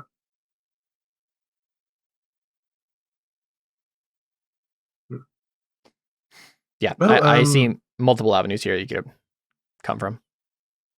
Cantarius, I was just planning on walking in and hoping for the best, unless you have a better idea.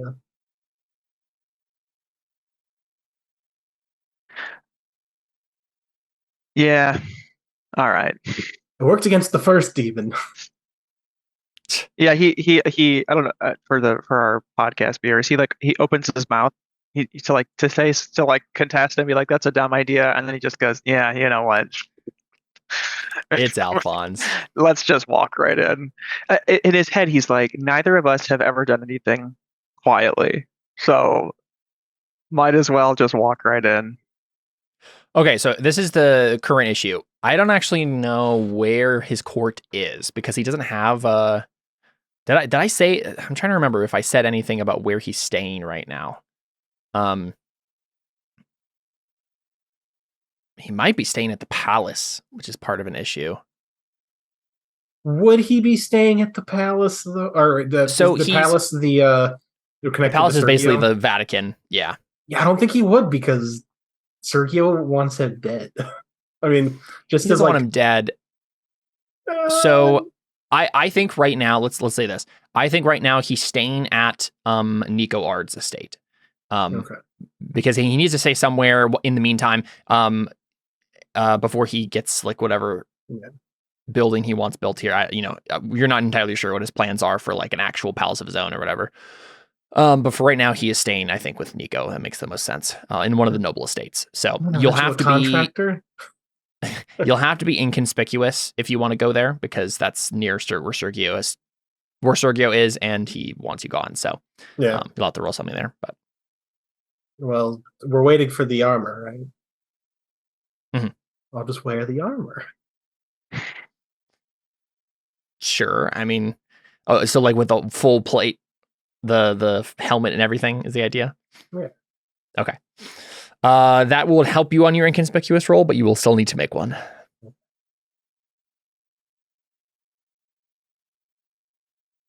And I guess since he's staying with Nico, there's no reason not to try to get in with Damiana.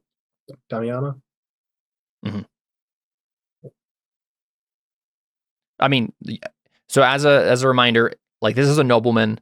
You can't necessarily, especially if you're trying to be inconspicuous and not tell them who you are, you're not just be able to walk in the front door. Well, no, I'm gonna like set up a meeting with his wife and be like, "Yo, we need a meeting with the king." With Damiana, you mean? Well, the king's staying with Damiana. The king's staying with Nico. Nico is courting Damiana. That doesn't necessarily mean they're not married yet. Gotcha. And in theory, right, like it would be illegal for them to fornicate.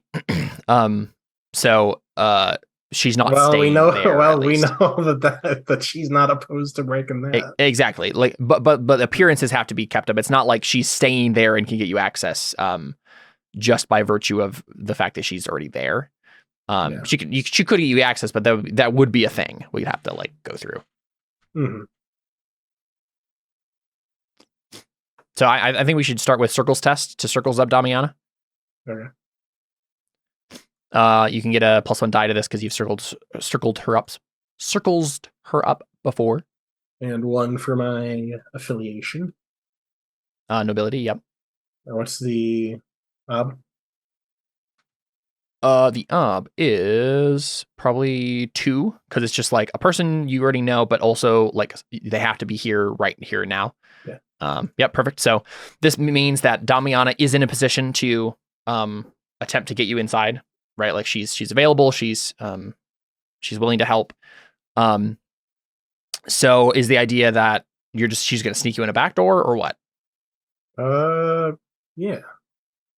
Okay, so sneak you in a back door and then you're gonna walk into wherever he's keeping court right now and talking to people and just make yourselves known. Well, I assume we'd wait for there to like not be a bunch of extraneous other people. Okay, so walk in, but when he's not in a meeting with someone else. Yeah, that's just rude. Is this Alfons and just Alfons and Cantarius going? Yeah. Oh, I forgot to mention I had Giolina get us all outfits and Connor's dressed as a butler now. Is that the official Cantarius story? Just not put it on. I was gonna say. It's definitely in your room though, like on your bed. Okay. We get a scene of him just like walking in the room, seeing it on the bed, sighing, and then just closing the door and leaving. Yeah. Sure. Cool. So I feel like Antonius wouldn't come to this, right? It makes more sense for him not to be connected to what's happening right now. And I feel like it makes sense for Yuma to stay behind too. I feel like it makes the most sense for just Cantarius and Alfons to be doing this. Okay. Does that make sense?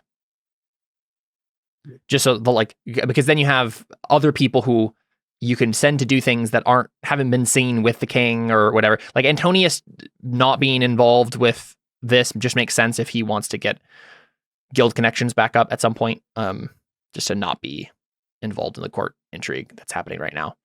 And that way also, if you need him to sneak into some place, he's not a person who's been seen with you guys. Okay, cool. So, I guess the question is, does Damiana need convincing to set up anything? Because I guess no, I guess not. Because all you're doing is all she's doing is letting you in the back door, and then you're just walking in at that point. So, yeah. I think your circles roll carries that far at least. Yeah. So I guess I'm trying to think of what the king is up to currently. Well, he has a thing with Nico. So let's say that when you guys go in, and you guys are like waiting. Actually, you will have to make an inconspicuous roll though. to not be seen during this time. You can get in through the back door, but there's still a chance someone will see you. So Alfons, inconspicuous. Honor have to roll inconspicuous too? I don't think so. You're the person who would be Sweet. noticed of anyone, right? No, yeah, good point. Okay, well, your obstacle's 1. All fortune stealthy. Yes. Barely. Holy crap. There you go.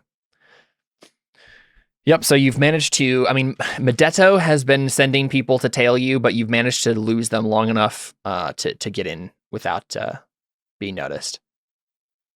And yeah, your armor is certainly helping. I probably would have given you an extra die there if, for that as well. Yeah. Okay, so Alfons and Cantarius, you guys get up to the room, right? Like there's like a hall beyond where what's his face? The king, Valerio Rawl, has been meeting with people. And the thing that you if you just open the door right now, you would walk in on, but I assume you wait at the door for the conversation to finish. So you're hearing this conversation. You hear a man's voice talking with the king. And this man, let me find this. He sounds like he's from Tekko. He's played by Kari Hiroyuki Tagawa. So there's him on the stream there, on Roll20. And he seems older. You're just hearing his voice. You haven't opened the door yet or whatever, right? But you're hearing this conversation that he's having with the king, and basically,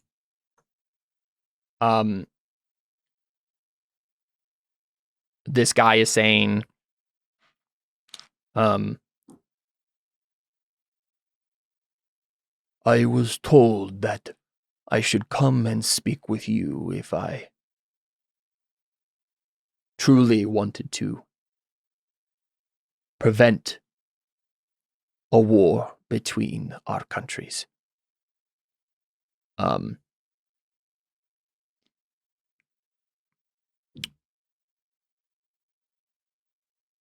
to think of how you frame this.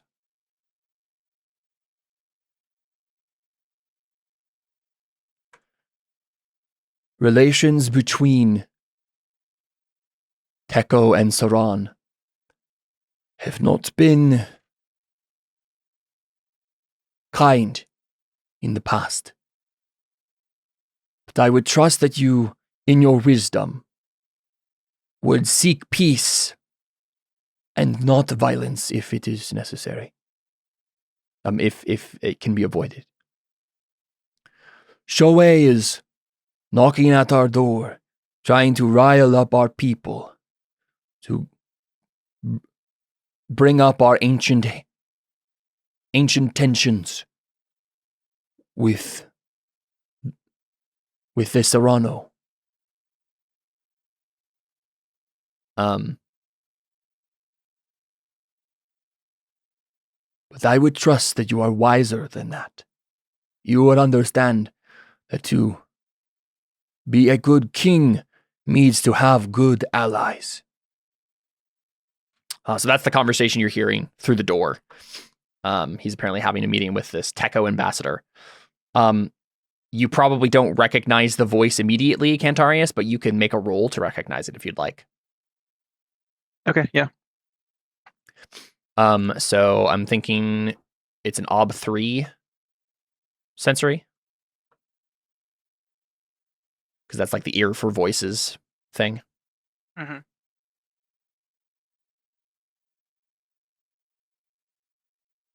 Or wait a second, actually, wait. What does your trait actually say? In terms of ear for voices? Ear for voices. The character always remembers a voice. Okay, so Your trait automatically gives you this. That's what it is. It's Cool. the op 3 for picking out a conversation across a crowded room. That's what it is. So Cantarius, because of your trait, you instantly recognize this is your uncle. This is what did I say his name was? Kaito Tasuki.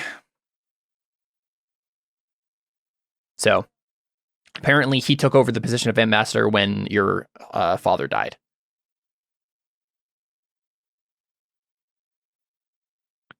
Okay.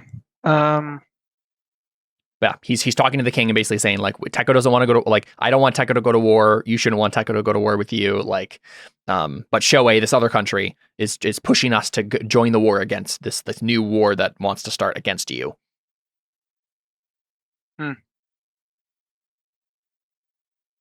So yeah, I mean, you guys could wait and just listen to the conversation, and then do your plan of just walking in when he's alone, or you could try to influence this somehow. Up to you guys. I mean, I'd just wait because I don't know the guy. Sure. Does Cantarius do anything? Not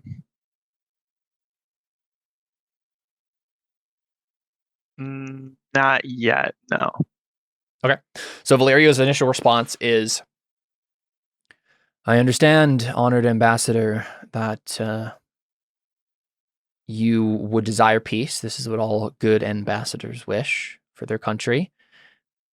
But things are changing in the Gulf. Things are moving towards an inevitable end. And I will ensure that Ceran is left when the fire has been put out. There will be ashes, but Ceran will not be among those ashes. And if that means that this war must occur, then it must occur. It is Shoei who is pushing for this. They are trying to get Teko to join with them against us. And so we must defend ourselves.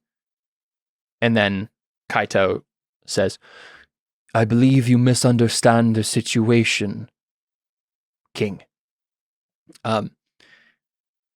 If you were simply to give a show of solidarity with Teko, war could be avoided entirely.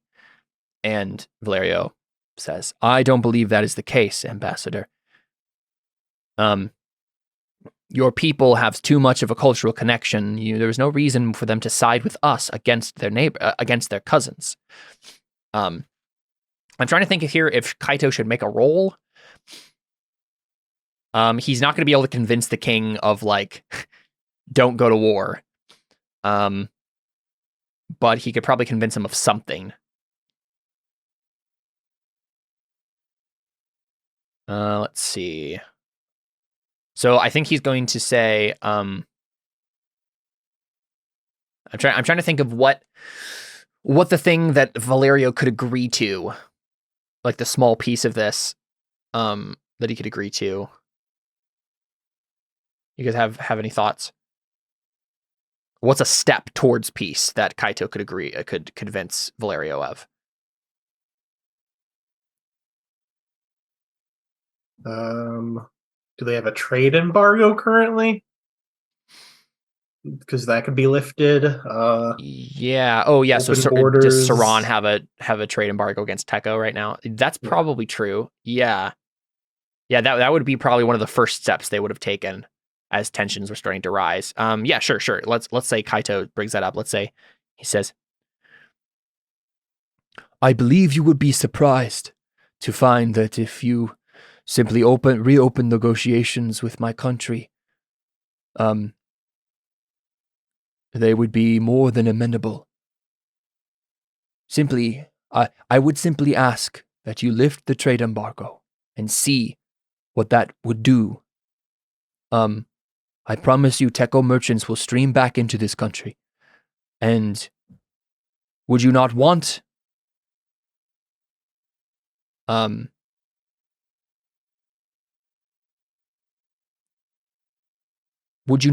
wealth that could provide if Shoei does indeed go to war with you?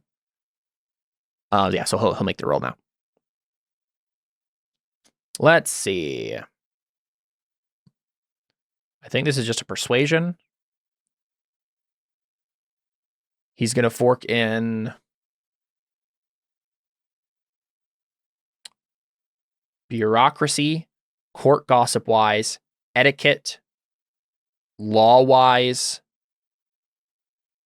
minister wise, noble wise, oratory, rule of law, soothing platitudes, and ugly truth. That's all, huh? Mm-hmm. I like this guy. I Yeah. expected more. I mean, he's 65 and Those has are like rookie 9 numbers. life paths, so. Mhm. And he's also actually, before he does this, he's going to make a meditation roll. This is like a meditation he did in advance, right? To prepare himself for the meeting. Oh man, he failed. I didn't give him any. Actually, he would have had a fork.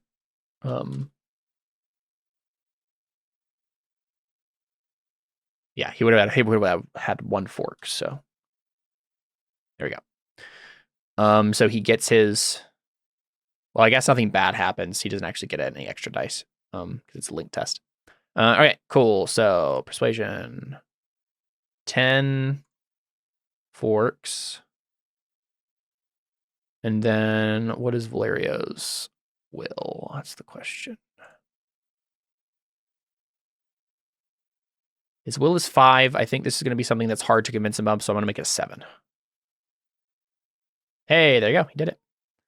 Yep. So at least Kaito has convinced Valerio to give a chance to Teko and basically say, okay, lift the trade embargo, start relations again, and see what that changes. Like, basically, he's Kaito is convinced that this trend is only happening because Ceran has been pushing Teko towards Shoei, and so if you open your arms, Teko will run into them.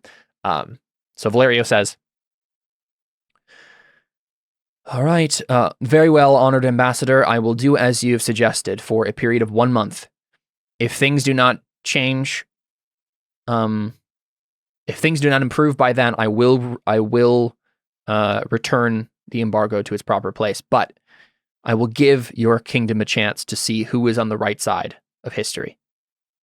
And the ambassador bows deeply. You guys aren't seeing this, but we see it as the audience. And then he says, I am honored by the wisdom of the king. And then he nods and leaves. So yeah, what do you guys do? You just wait until the guy leaves entirely?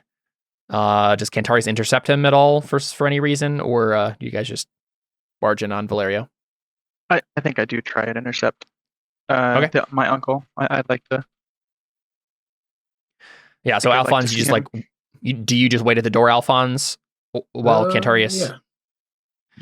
Okay. Do you tell this to Alphons, Cantarius? Do you say, like, that's my uncle, I'm going to go talk to him? Yeah. He probably just says, I'm going to go talk to him. I don't think he specifies as his uncle. In Cantarius' mind, he's like, any detail that Alphons has about my personal information is just another weapon he has against me. Yeah. That's right. Okay, yeah, sure. So, Cantarius, you walk around the other side of the room, like down the hallway, where a different door that leads out of the chamber, because there's like a side door to the chamber that you guys are standing at, and then there's like the big doors that would typically lead into it. And so you like go around the corridor to where those doors are, and as Kaito is stepping out, you intercept him. And he frowns and looks at you, and then says, trying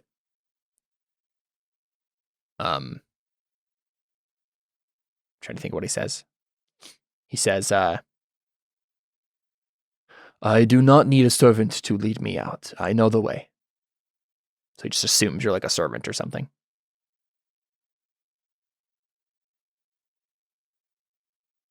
Thank you for your hospitality. Like Don's. But I'm not wearing my ballet uniform. Fair. But like you look like a commoner, so he just assumes. He says that to me. He says, My uncle says, "Thank me for my hospitality." Yeah, because he's assuming you're a servant of Nico's. Have I never met him before? If you have, he doesn't recognize you because you were probably pretty young. Is there So, for a while, yes. like a something that he like a phrase that he says or something like that I could like say back to him, right? Like yeah, let's make a roll for you. That uncles have. Let's make a roll for you, You know, Cantarius, like to two see plates. Like 2 plates they win, 3 plates we win. Oh yeah. Let's have you make a roll of some sort to know how much you know about your uncle. Would this be circles? It could be circles. But I could also see. Hey, wait a second. My circles is up. My circle should be 3. You sure? Yeah, look at the dots. Oh yeah. True. What the heck? Why did I miss that? Oh no, it's 3 routine that you need. You need 1 more routine. Oh no, I just changed it. Yeah. Okay. That's so weird. So you could do circles. The only other thing I could think of is like something like history or whatever, but I don't think you have anything like that. So I have cult doctrine. Is he a member of a cult? He is not a member of a cult. Yeah, I'd say circles make sense just to see how much you know about him. Okay, that's fine. I'm thinking Ob 2. Do I have a reputation or something that would help me here? I don't you only have an infamous demon hunter reputation, so I don't think that so. will not. Yeah, that didn't help me. What's the Ob? 2. That's fine. Let's see what the dice gives me. Hey, look at that. Weird. All successes. That's strange. Has that ever happened before? That's weird. All successes? That is weird. Yeah, so you know that Kaito spent his young life as a courtier. He's born noble. And he was basically like a party guy. Right? Like he dishonored his family multiple times. Like the Tascui family was very dishonored by him. He's like younger brother. Okay. And he was like an irresponsible courtier, very similar to Alfons for many years. And then his family got so ashamed of him that they literally like forced him to ship out to a monastery. And he spent most of the rest of his life as a religious acolyte, cloistered monk, and then a court priest. And eventually he's mellowed out since then, and then became now an ambassador or whatever, right? Went into government after your brother died. But I'm trying to think of when you would have met him. Because like your father died quite a few years ago at this point.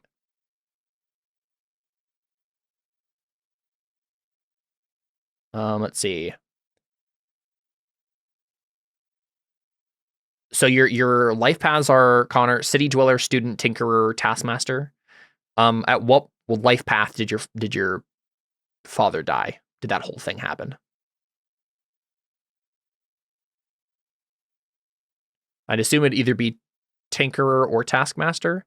Well, because you were 16 when you became a tinkerer. And you would have had, like, this would have had to have been, you got married, had a kid, and the kid grew up somewhat before this happened, right? I assumed tinkerer when you said that. So that's like maybe the end of the tinkerer life path. Yeah. Yeah, we can say you got married early, and which most people did. And then yeah, okay. So taskmaster is what you turned to after you became blind and got your staff and all that stuff. Okay. Yes. So you would have met him at some point before that. So it's been 15 years since you've seen him. When do you think? What life path of yours do you think you met him at? City dweller, student, or tinkerer? I think As in met my uncle, right? Not my Yeah. father. Um.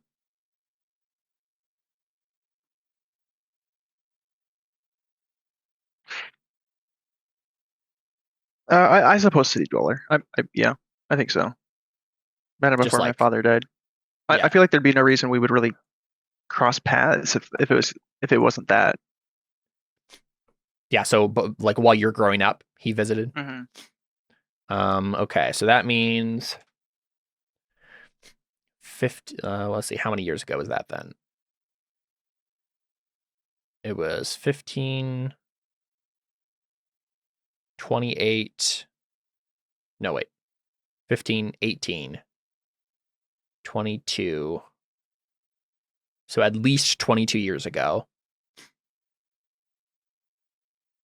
Let me do some. I'm just trying to figure out which life path he was in when this happened then. Mm-hmm.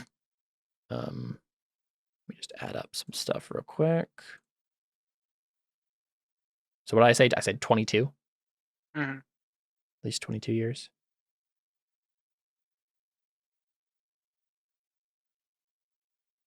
Okay, so he would have been, okay, that makes sense. He would have been a court priest. So you met him after he had gone through his life transformation, back to like a good person, who was ashamed of his actions as a youth. So at one point he came and visited your brother or your father, his brother, here in Lucerta.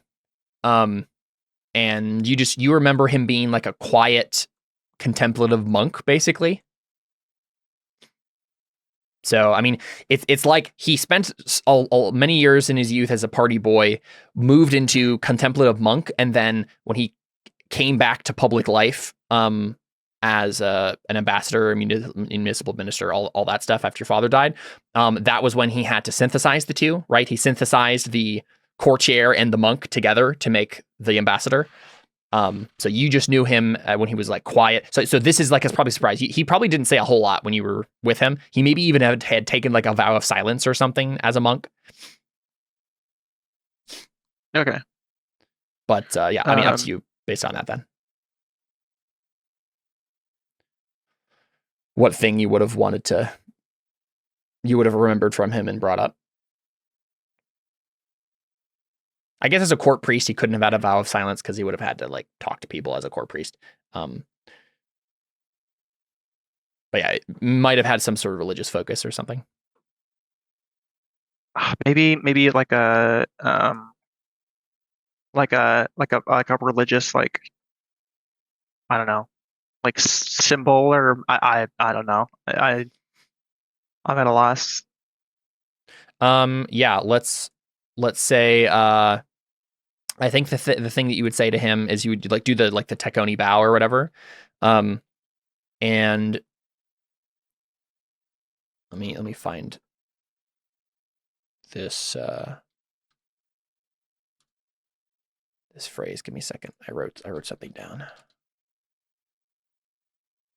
from the short story I wrote about Cantarius.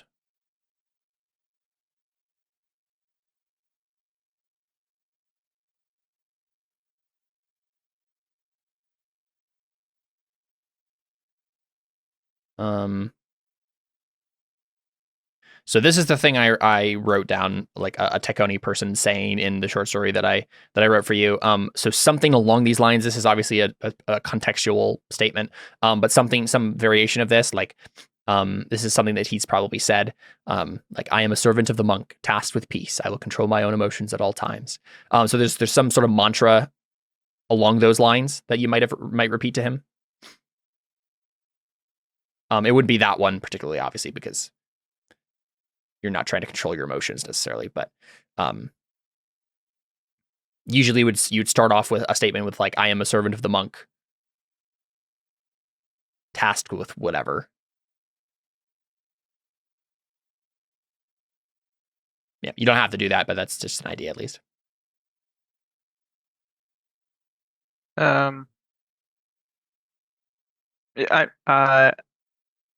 Sure. Yeah, I will. I'm a servant of. And the monk is like one of the stewards that the Teconi worship. What was the line though? I'm a servant of what? I posted it in Roll20 chat. Oh, thank you.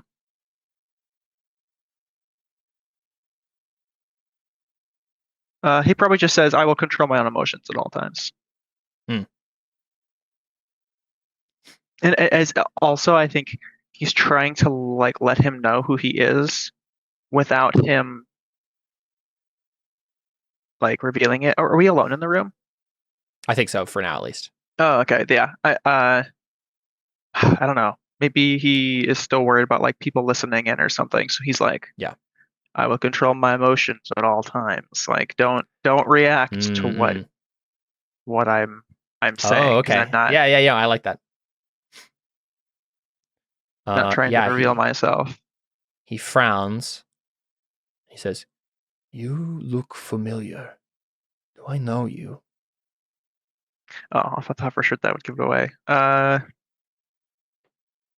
mean, you can make a roll to immediately have him understand that. I was trying to see if I have like a scar or something. I don't have a scar.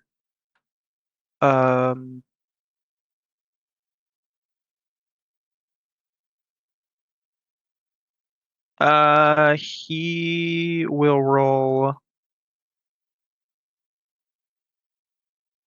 You can just do intellectual discipline He rolls junk wise. No, just kidding. You can do intellectual discipline to literally connect your minds. So you can just talk via telepathy. What is the app for that though? I don't know. I'm not trying to commit to it, but like what in the rules for intellectual discipline? Because that's like a static. Check. That is a good question.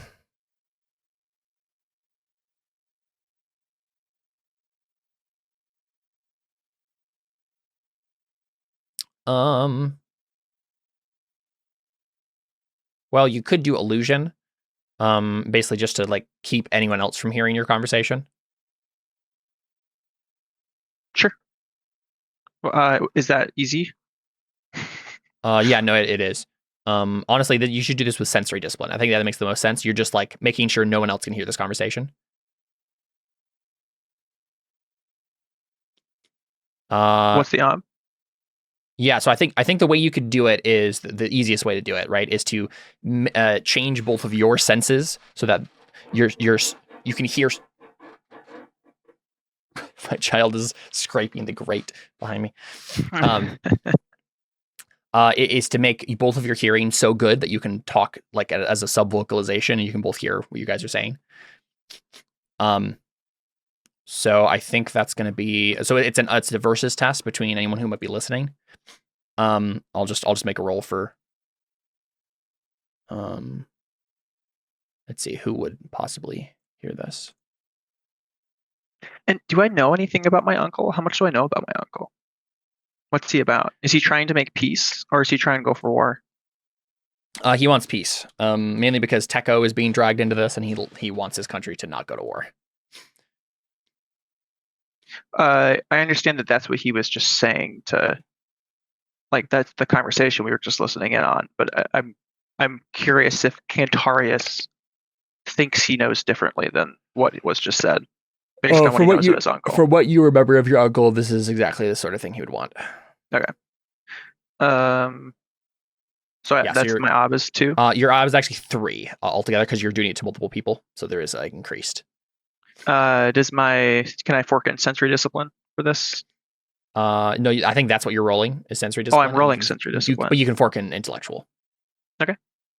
Can I also fork in physical since I'd be changing things about our physical? Okay. Mm-hmm.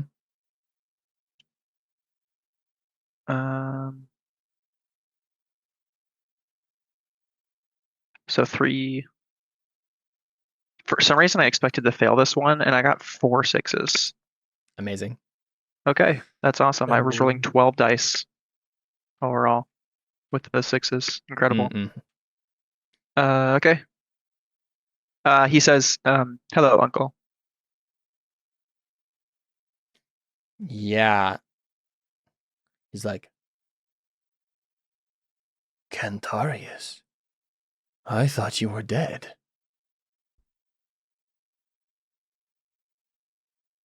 He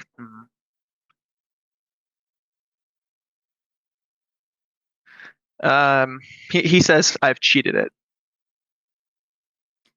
I've cheated death. Hmm. Yeah, he bows deeply, like a bow that you would understand as like a bow of shame, like I'm sorry, and he says, I should have looked for you. My own nephew. I am ashamed. Please forgive me."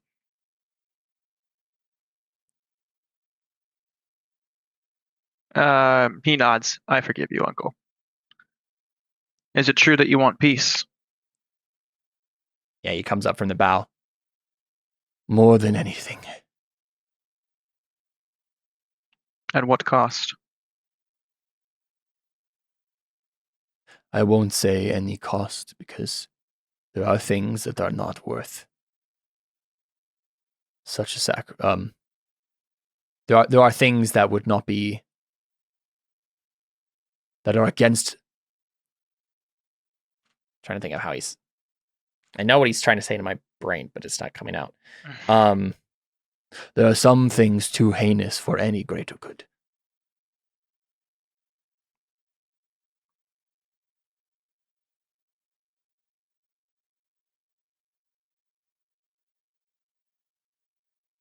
He nods.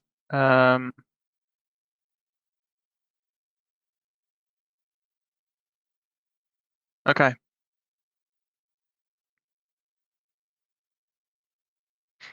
And our goal here is just gather information about the court, or is it entail specifically to the king? I think it's Or is this specifically to just, the are we just king. playing this by ear? It sounds like you guys are playing a little bit by ear, but I think the idea was, there are two main goals for you guys, right? Stop the war from happening and stop the cult from getting control of Lucerta, right? I think the idea is if you can get the king as an ally, stop him from doing the war, then you can focus on the cult. That would be that would be the reason you would focus on the king. I guess suppose you could also. I mean, the king has influence over Faustus, right? As like his liege lord, so that could also be relevant. But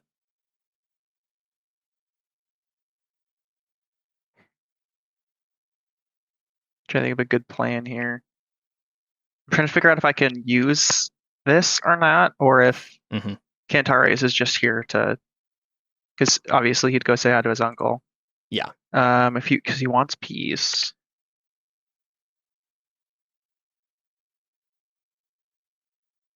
I guess he probably says, "What's your biggest obstacle right now?" He frowns as if he thought of something, and he says, "I do not understand. Do you work for the household of the bishop?" Um,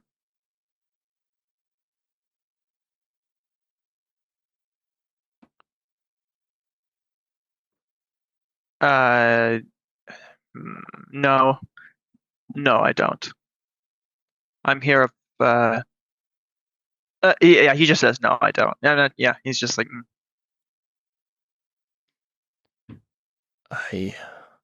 Forgive me, I do not understand. Why are you here?"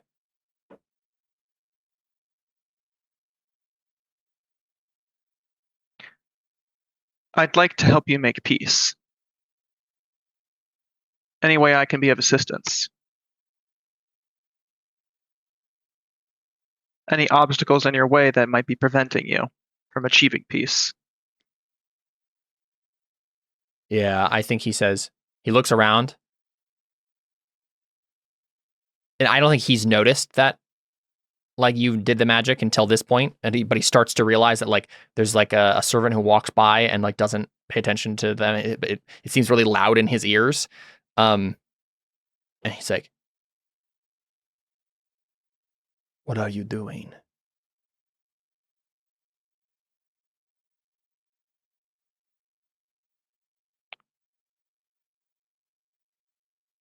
As in, Like what is for this the magic happening he to me doesn't. right now? Yeah. Gotcha. He says, "I'm making our conversation private." He nods slowly. There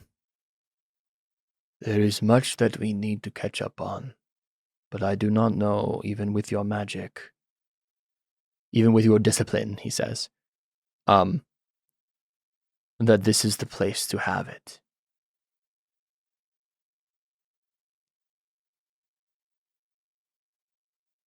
He narrows his eyes ever so slightly, like that seems a little suspicious almost. Mm-hmm. But he just is like, okay, whatever.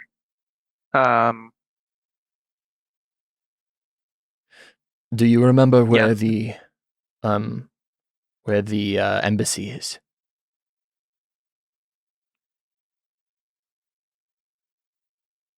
I can send someone to fetch Do I? you. Yeah, you would. I do. Okay. Then he just It's where he you just lived nods for a then. while. Oh, okay, interesting. Then yeah, he nods. Yeah, he says, "Come, meet me there when you can. We will have much to discuss, I think."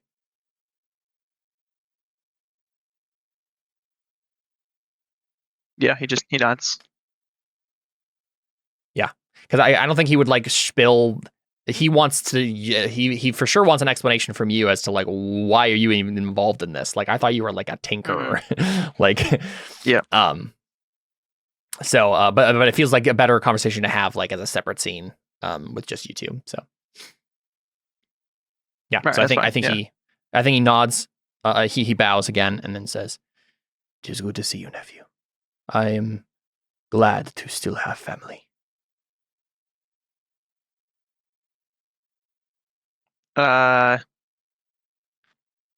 He seemed he didn't realize it until he's just said that, but he's like, oh, I like that too, and he says, agreed. It's like literally as if he's just realized, like, oh, I still have family. That's such an odd. Yeah. What an odd realization. Mm-hmm. Yeah, so I think he steps away and leaves, right? And someone takes a step out from behind a side quarter. You think it's a servant at first, but then the person looks at you and it's Eurus. And his smoky face is staring at you, and then you hear, "He's going to betray you." That is so weird. He's like, can he has that magic up still, right? Mm-hmm. He stops affecting his uncle with it, and he says, who are you? How are you here? Because he recognizes it's Eurus's voice, right? Yeah. But he's like, you can't be Eurus though. Mm-hmm. So like, what are you? He says, "I'm the closest thing you'll ever get to having your son back." That is so weird.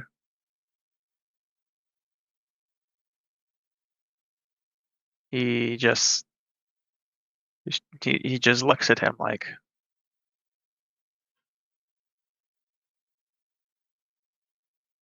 what are you saying?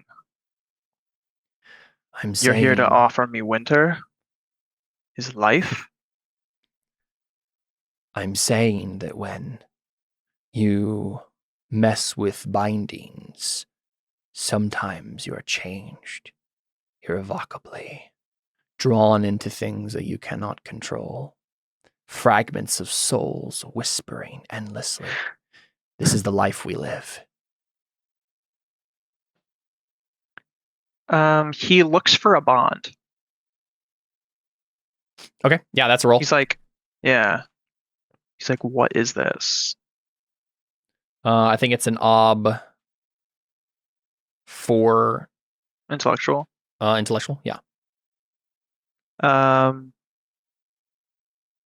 Can did we decide whether or not he can fork in sensory discipline with this since he's Yes, you can. Yep. seeing? Okay. You are seeing it, yeah. You literally Yeah. have this like second sight trait, so yeah. Yeah.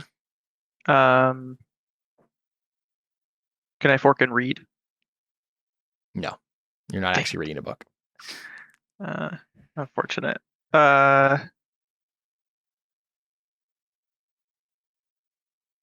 I think that's all you can really fork in. Yep, so op 4. Yes. Because basically this is the equivalent of trying to find the possessed trait, right? Yeah. Of course, this is the one I fail. No 6s. 1 in 12 chance that you spend the fate. Yeah, I'll put a fate in it. Might as well. Okay. What the heck? Why not? Oh, did you add your affinity for demons die? Oh, I did not. Yeah, so go ahead and just roll 2d6 then. Yeah. Okay. Actually, yeah, roll the 1d6 first. Well, if we'll just count the first die, and then I'll just refund my fate if the first die. Okay. 0 successes. It's whatever. Wow. Okay. Yeah. So you can't tell. You're like, I don't know where this is coming from. Yep. This is freaking me out. Like. Yeah. Okay. Yeah. Can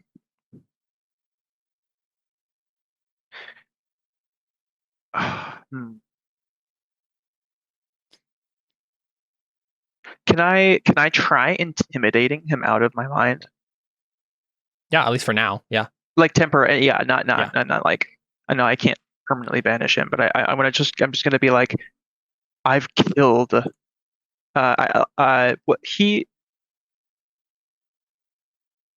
did. He wasn't the one that killed Winter, but he's like, we've killed you before. I've killed others like you. I can kill you again. Yeah. What's so my ob? unfortunately, he has a gray shaded will. Oh heck! So this is an ob 8 intimidation. Wow. Altogether. Okay.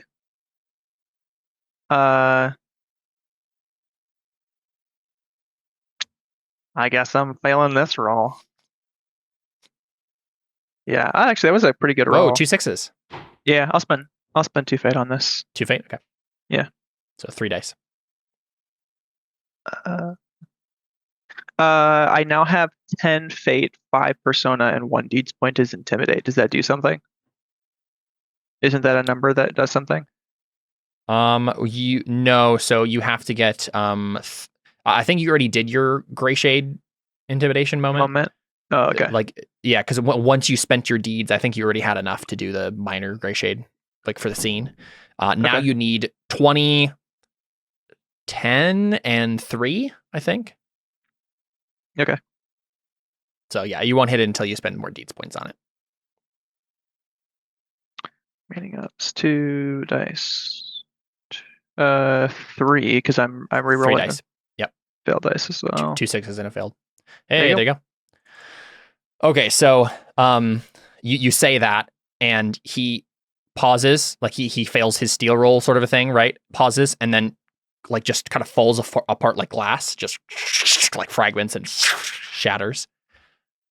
And I think you see Winter again. Actually, you feel a hand on your shoulder, and you turn, and it's Winter. And he says, "I don't have long. His presence isn't overbearing on me anymore, at least for a little while. So I need to tell you, Cantarius, I'm real. This is happening. A fragment of my soul got trapped in the binding when Eurus, when I died. The real me is somewhere else. I don't know where, but this is also kind of me." Kind of me. Yeah, and I think he says, I'm trying to think of what he particularly he would warn you about. Oh yeah, I think he says, Eurus is trying to break you. He's trying to add doubt to everything that you're doing. You need to resist him. He nods. Understood.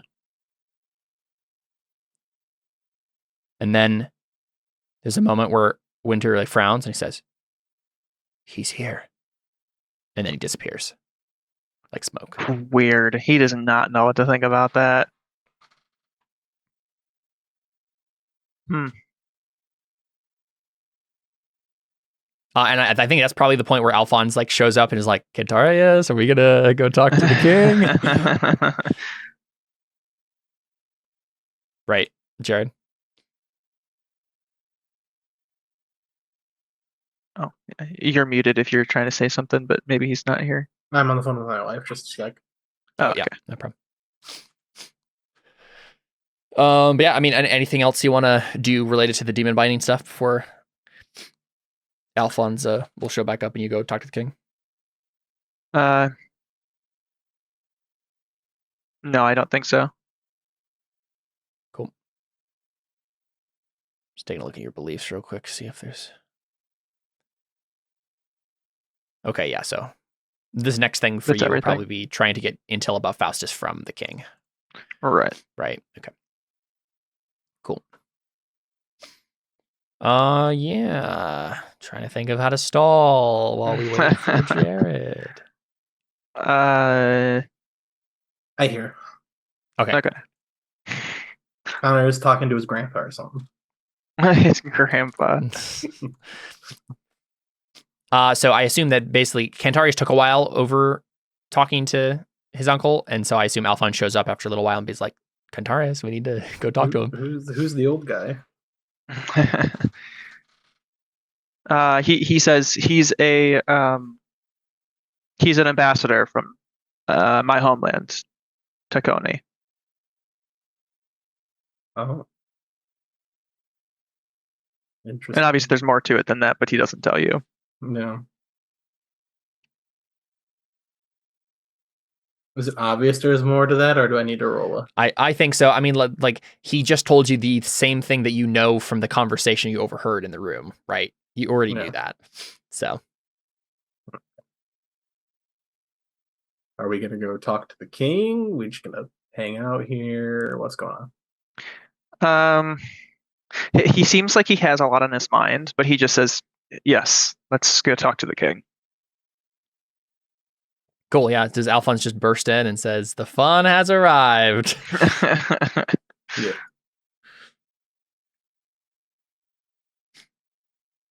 What do you actually say? I think he's being serious. Oh, no, he throws open the door. Yeah. Valerio jumps. "I'm sorry, do I have a meeting with you?" I do a perfect nobleman's bow. Like, and I do the thing like where I kiss his ring or whatever. Did you take off your helmet at this point? Oh yeah. Okay. That one was off before I came in. Yeah, so by the time you get to him to kiss the ring, he's realized, okay, this is Alphonse Tan. All right, this is an actual nobleman. Interesting. So he lets you do it, and then he says, "To what do I owe the pleasure?" Well, I'm obviously here to offer you the deal of a lifetime. Really now? I've heard of deals you've offered in the past, Alphonse. I'm not sure I want to partake. But the last deal I made ended up in a new pope. Say that again. I said the last deal I made ended up with a new pope. Yes, and look where that's got us. And he takes a drink. And that's precisely why I'm here. Very well, Alphonse, you want to scheme against your uncle. I'm all ears. Please, continue. Okay. Didn't expect that. Hey, at least hear him out, right? Yeah. Next time, don't be so dramatic. You almost gave me a heart attack bursting in the door. Well, like I thought I was being attacked. I'm currently excommunicated, so I need to stick to the cloak and dagger routine. Really? Well, should I be worried that you being here is going to sour my relationship with Sergio even more? I don't think he could possibly hate you more than he already does. Okay. I don't know if I believe that, but okay. Is that a true statement? Yeah, he was telling the truth there. No, what I said. Oh. I mean, I don't think you know enough to make the call. I think he does actually turn to Cantarius and be like, "Who's the craftsman?" Just assuming by your clothes. Well, unless you say something different. Oh, you said my butler again? Is that what you? Yeah. Yeah. I think he says.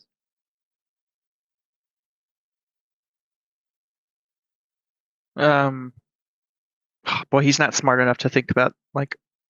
He's not smart enough to like come up with a better answer than that. I mean, he's like he there's he can't think of like all of the like possible downsides of him trying to keep up a lie.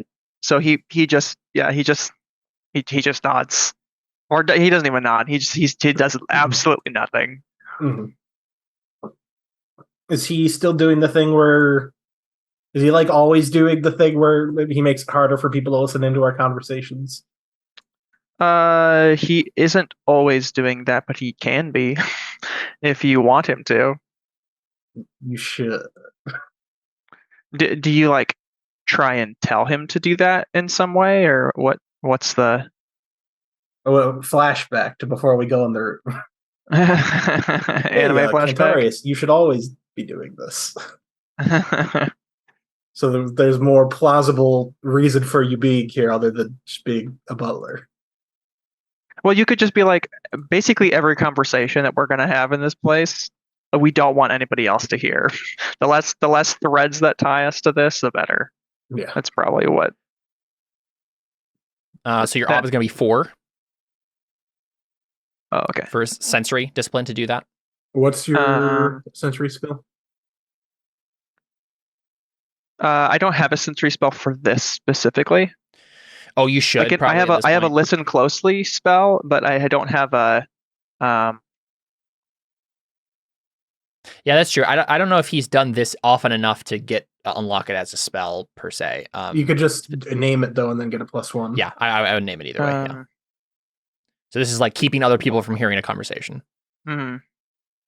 Try to come up with a cool phrase for my spell. Anybody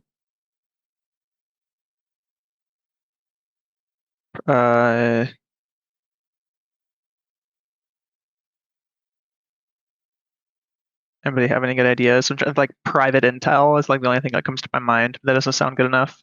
It took all of my creative juices to make my own, and not all. I'm still slapping myself for Pansius Maximus. The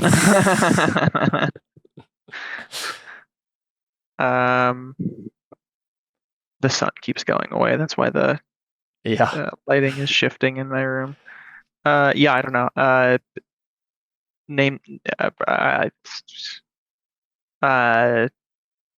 I'm trying to think of a good one too. Hush Hush. I don't know. Hush Hush is the name of it for now. I don't care. Okay. Incognito mode. Incognito mode. That's its work in progress name.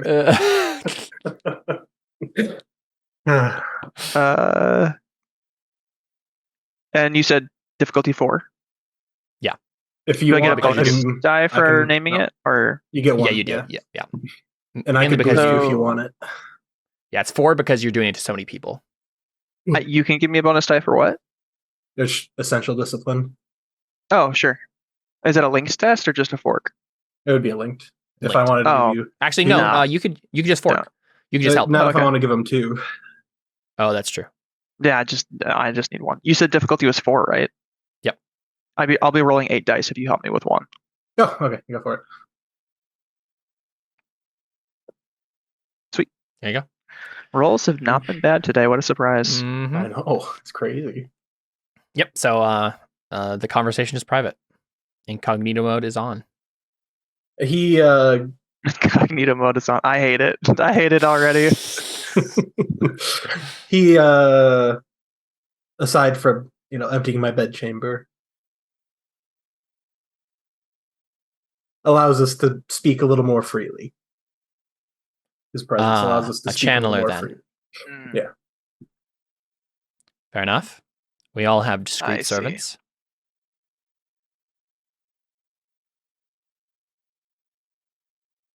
Please continue.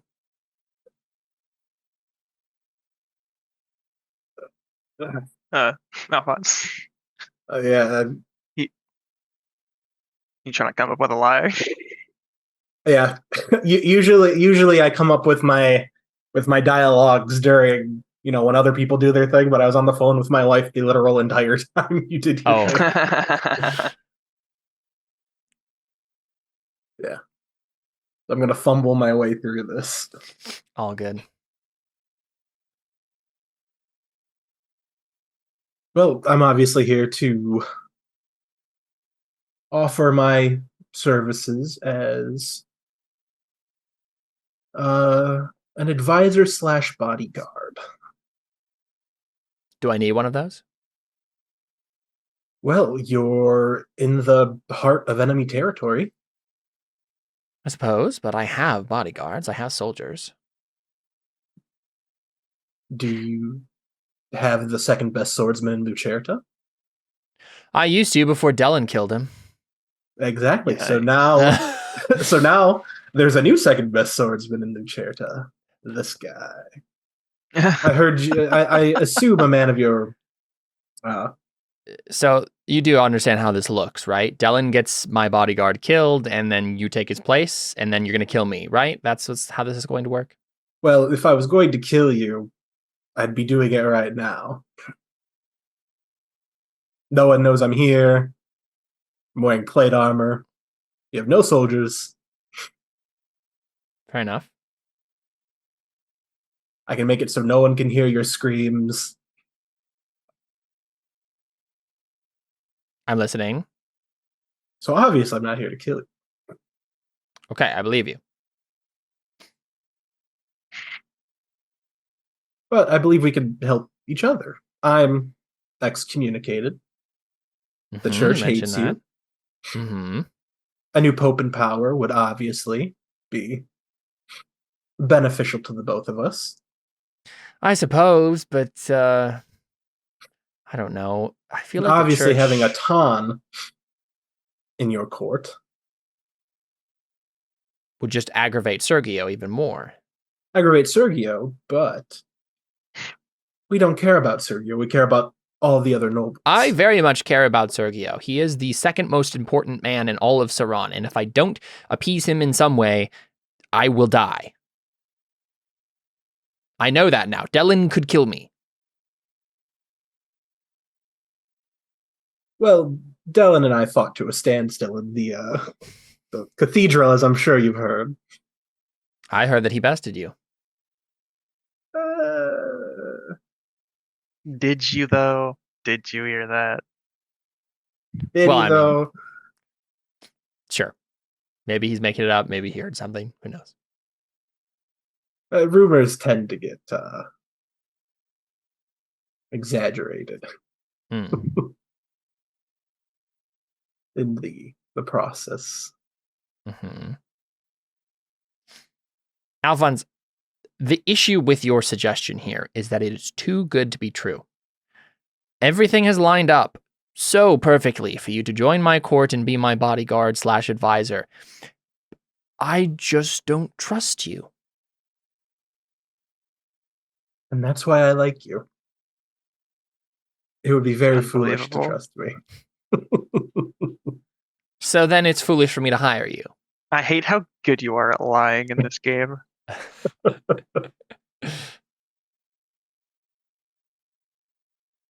It's the what's the word I'm looking for?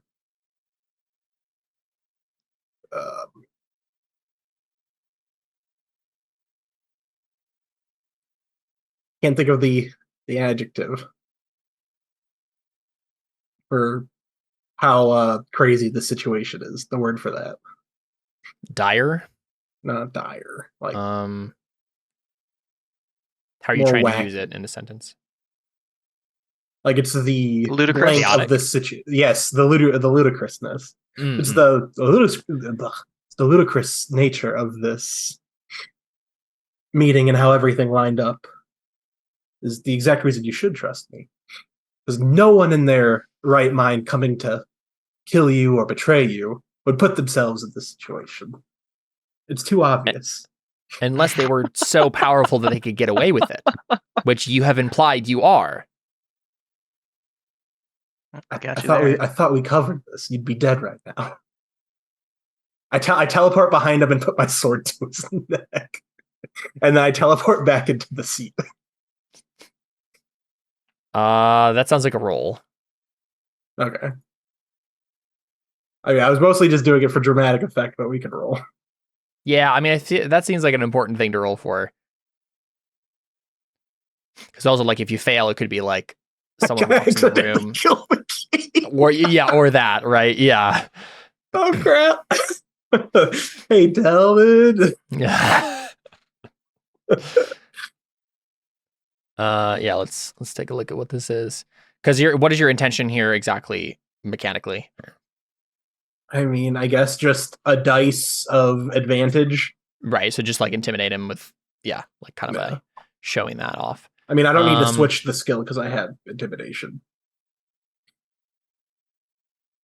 Right. No, I know. I just mean like that's kind of like you're trying to wow him or make him a scare. The exact afraid. mechanic would just be a DM an advantage. Yeah. Which okay. is ob 3, right? Yes, ob. No, it's just ob 2. Oh, okay. Yep. Cool. And I'll fork in the other 2, essential for focus and the continuous to slow down time so I don't accidentally impale him through the Yeah, you're paying throat attention to with what my you're sword. Okay. Watch this. I feel like since Connor's gotten all the good rolls.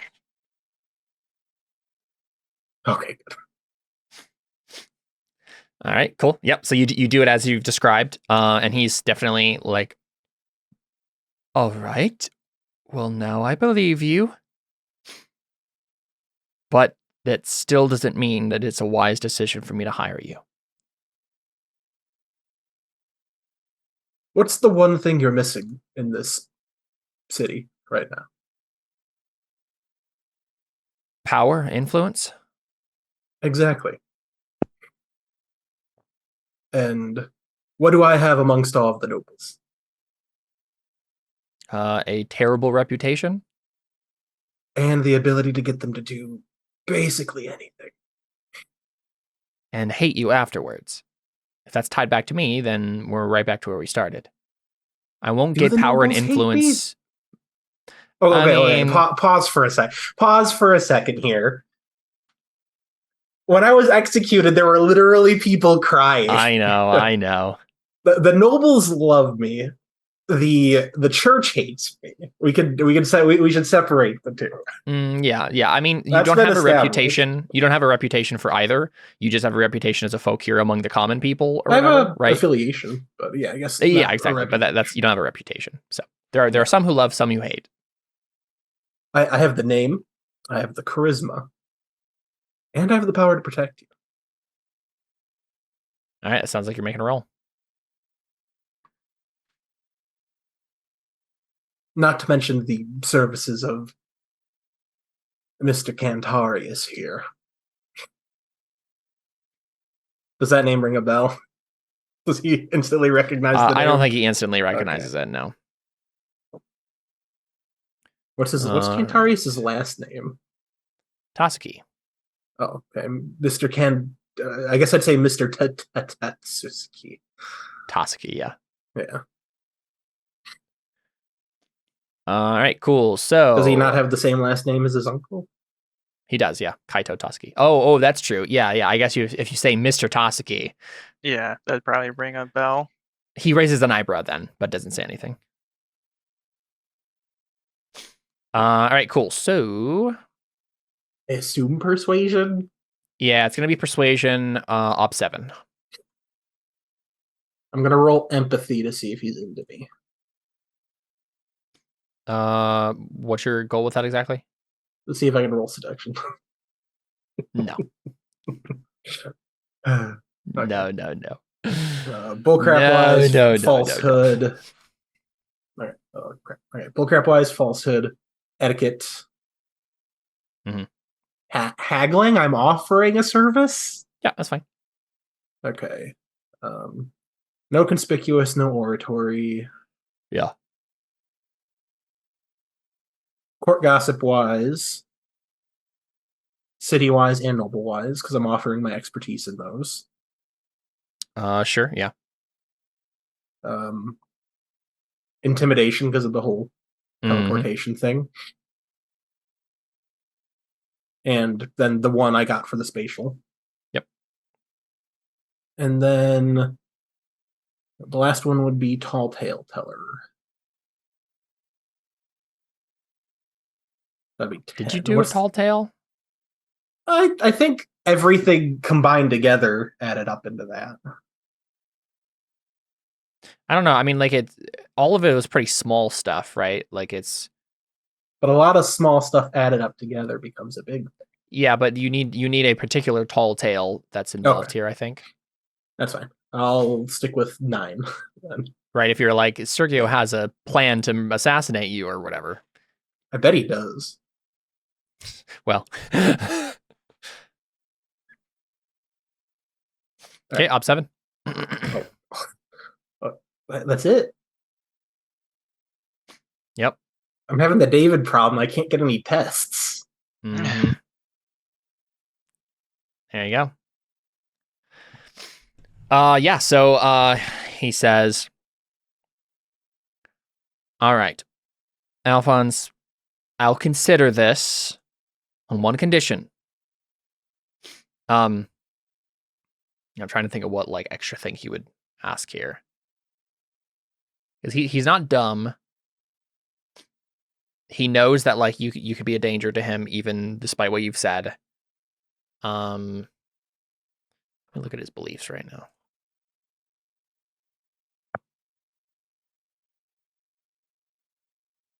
Is it blood oath time?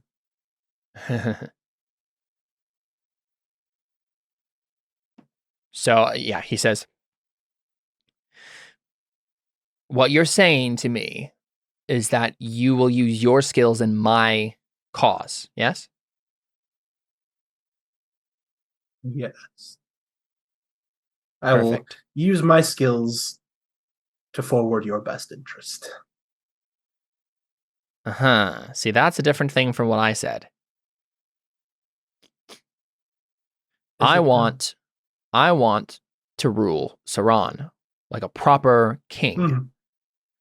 An advisor's job is not to brown nose his boss. That's what all your lackeys are for. I am here to provide you what's the word?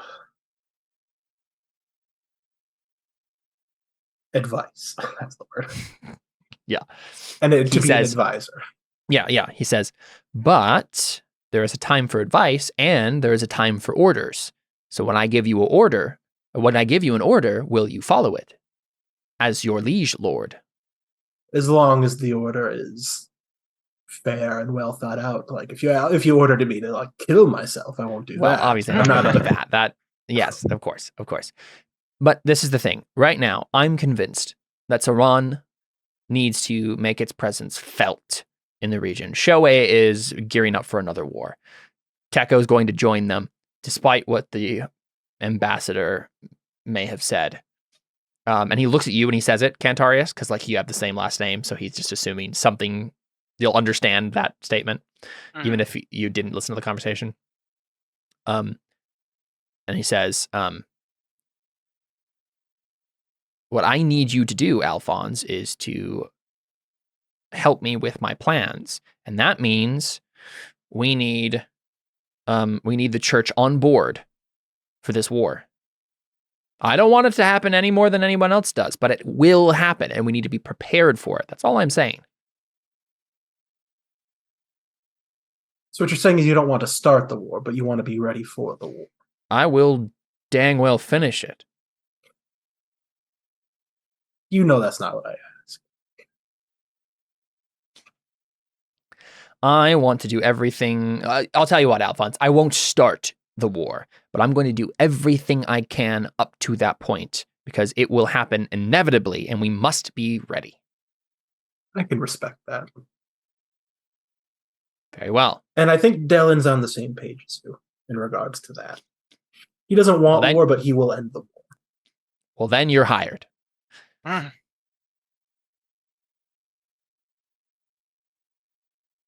So why now? My pay. No, I'm kidding. Well, I that's everything on my beliefs. So that's Alphonse just walks away. So yeah, I mean, the last thing that we could do, right, is just Cantarius had a belief about finding out intel about Faustus. So is this the point where you guys bring that up, or is that like I certainly don't bring it up. Yeah, yeah. Well, you have to get a belief. Your persona. No, I'm assisting in this situation. I'm keeping our conversation secret. I mean, that's like fate and stuff. So, I mean, your belief is I will gain intel about Faustus, right? Mhm. Yeah, I mean, that's I will gain intel about Faustus. You're gonna I mean, make at the me very rewrite least, it right now. I mean, at the very least, Cantarius could make a like aura reading roll or whatever to read what's his face? Read the king and see if there's anything related that you could figure out. Let me look at this real quick.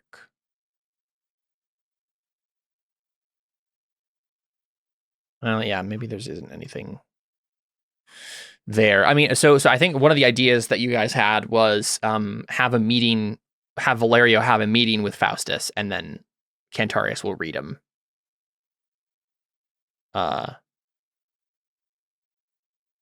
From like in the room or whatever. Is that still something you wanted to do? I'd be kind of suspicious if she'd be like, set up a meeting with Valerio now. Well, I suppose for starters, if I'm to properly advise and protect you, I'll need to know who your allies within the city are.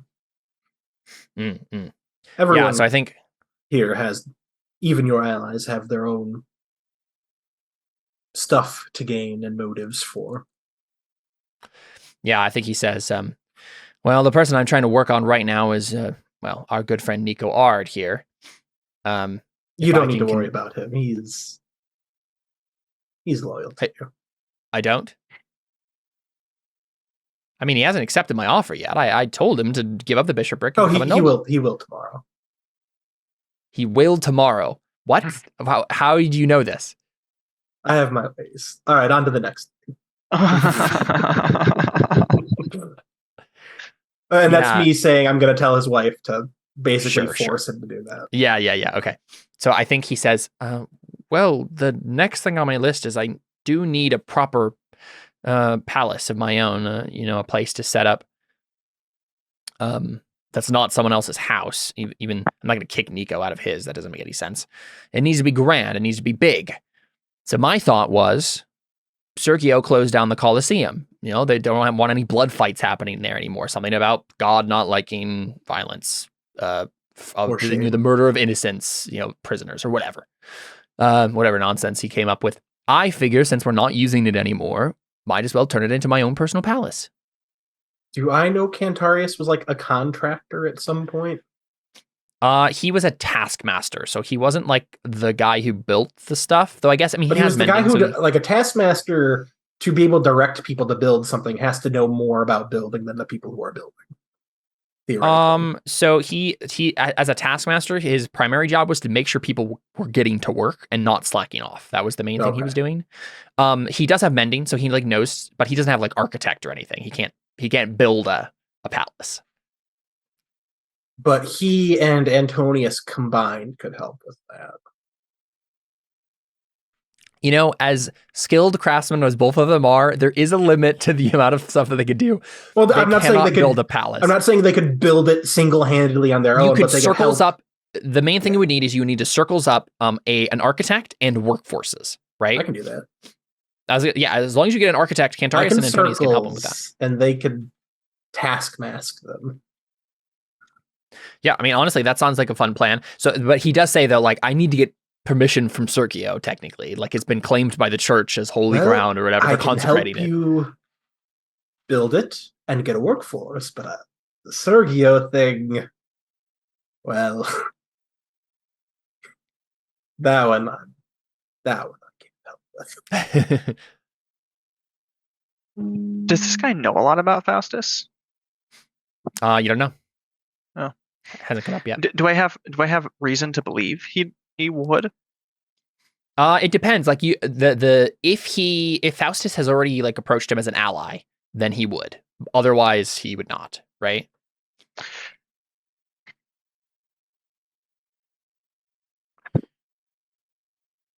Yeah, man. This ain't gonna go well.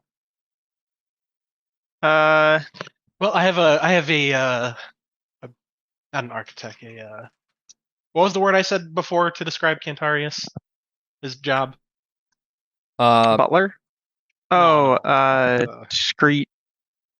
No, the other one. They were a contractor. There we go. Yeah. Oh. Well, I have a contractor. My butler is very talented. A diverse portfolio, so to say. Yeah. But he can help with the construction. Technically, that is true. And now I have to go help my wife with something. So there you go, Connor. Up to you. Oh, that's hilarious because I have to go help that one with. Entertain us, Caleb. Yeah, great. Okay. I mean, that's probably a place where you could maybe start wrapping it up, actually. I mean, I can keep going for as long as you guys want to, but you need to make sure you guys can work on your beliefs. But you also, it sounds like some of the stuff that needs to happen now is beyond the scope of this session. So it's possible we can just wrap it there with promises to help, and then I can make some rolls for Valerio. I mean, honestly, I could probably just make a roll since you guys are both off. I can make a roll for Valerio right now and just see if he can convince Sergio to give him the Colosseum. Because I mean, he has skills. He can just try to convince Sergio of it. Yeah, we probably should just wrap up here, but just so I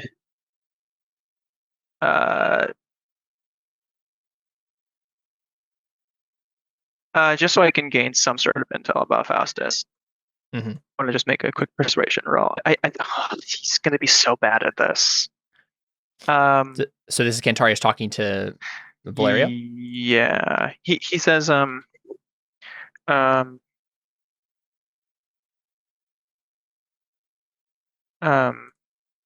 for me to fulfill my job here, I've heard some rather disturbing tidbits about Faustus. Do you happen to know if he's any strange magical things have been happening with him recently that might interfere with my work? I think he like pulls him aside and says that this is a terrible idea. That's a terrible sentence. We're just gonna go for it. Yeah, he's very confused. He doesn't know a lot, but at the very least, you can make a persuasion test to convince him that this is something he should help you with. Can I use can I fork in ugly truth since he's just being extremely blunt and direct with this? Sure. Yeah. Okay. Your ob is 5. California.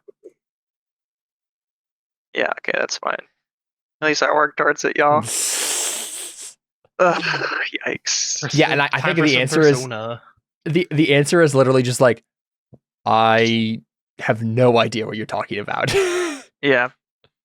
Right. He's just like, yeah. Never mind. Isn't Faustus the guild master? Why would he have magic? Yeah, must have heard wrong. See ya.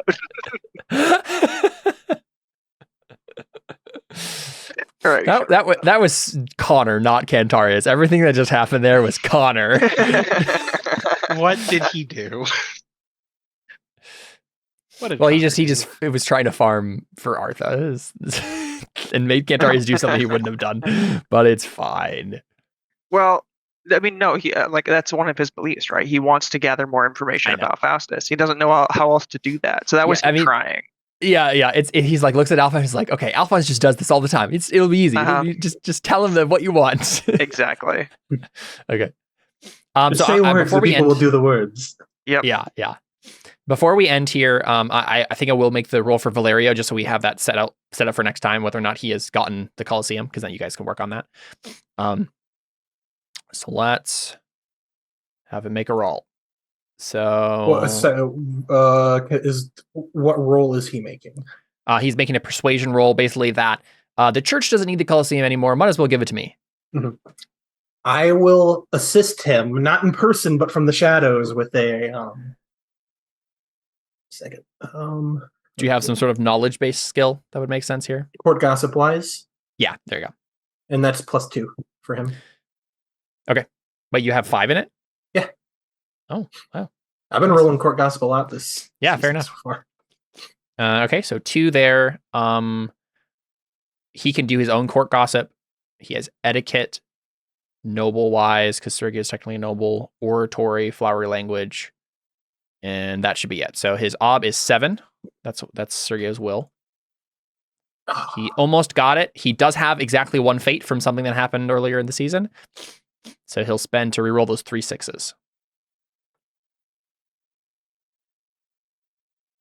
There you go.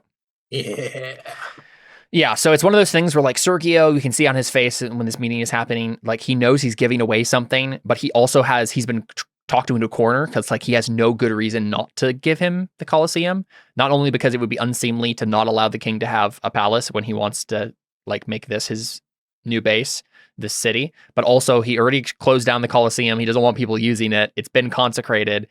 So Sergio's like, okay, fine, you can have it. What yeah, tidbit of information did I give him that allowed him to just barely succeed? I don't know. You're the I one who assume knows it'd what be- the gossip is. I mean, I assume it'd be something about, like, Sergio, maybe. Yeah, I mean, maybe you give him some sort of thing that you heard Sergio cares about right now. Some angle along the lines of his beliefs that he could use against him by bringing up. I'm not entirely sure what that would be. Sergio. There's so many NPCs in this game. He has.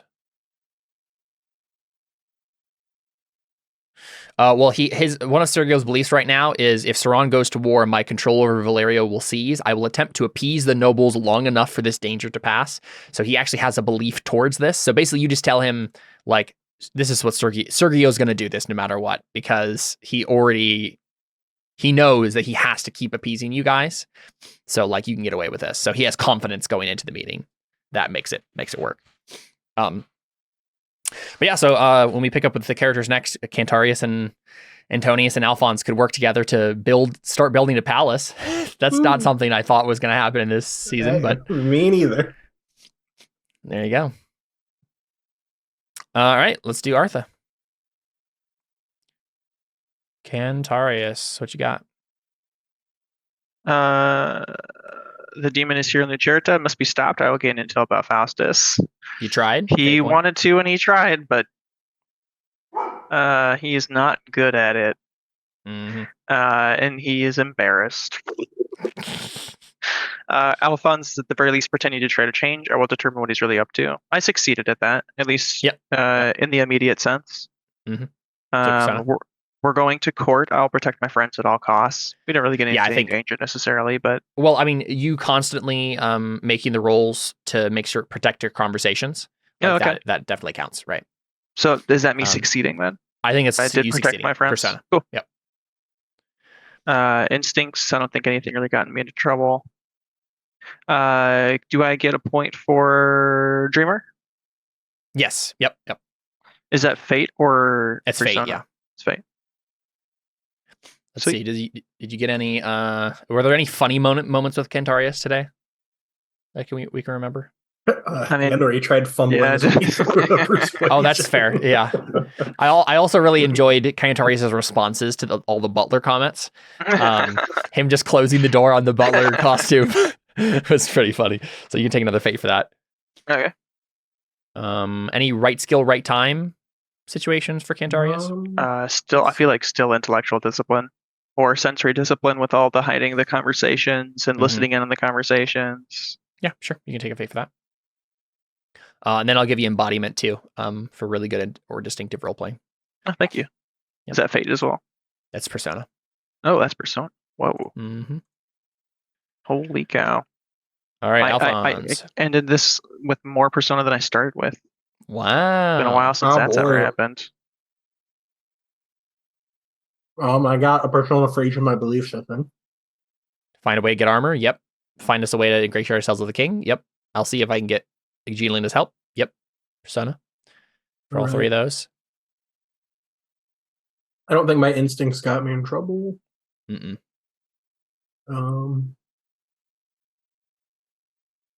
Yeah, nothing really got me in trouble. I don't think. I'll give you a fate for it just might work. I mean, you've had a bunch of like crazy ideas and plans here. The architect thing is interesting. Yeah, I'll give you a fate for that. And then you can take a fate for humor as well. And then embodiment. Persona.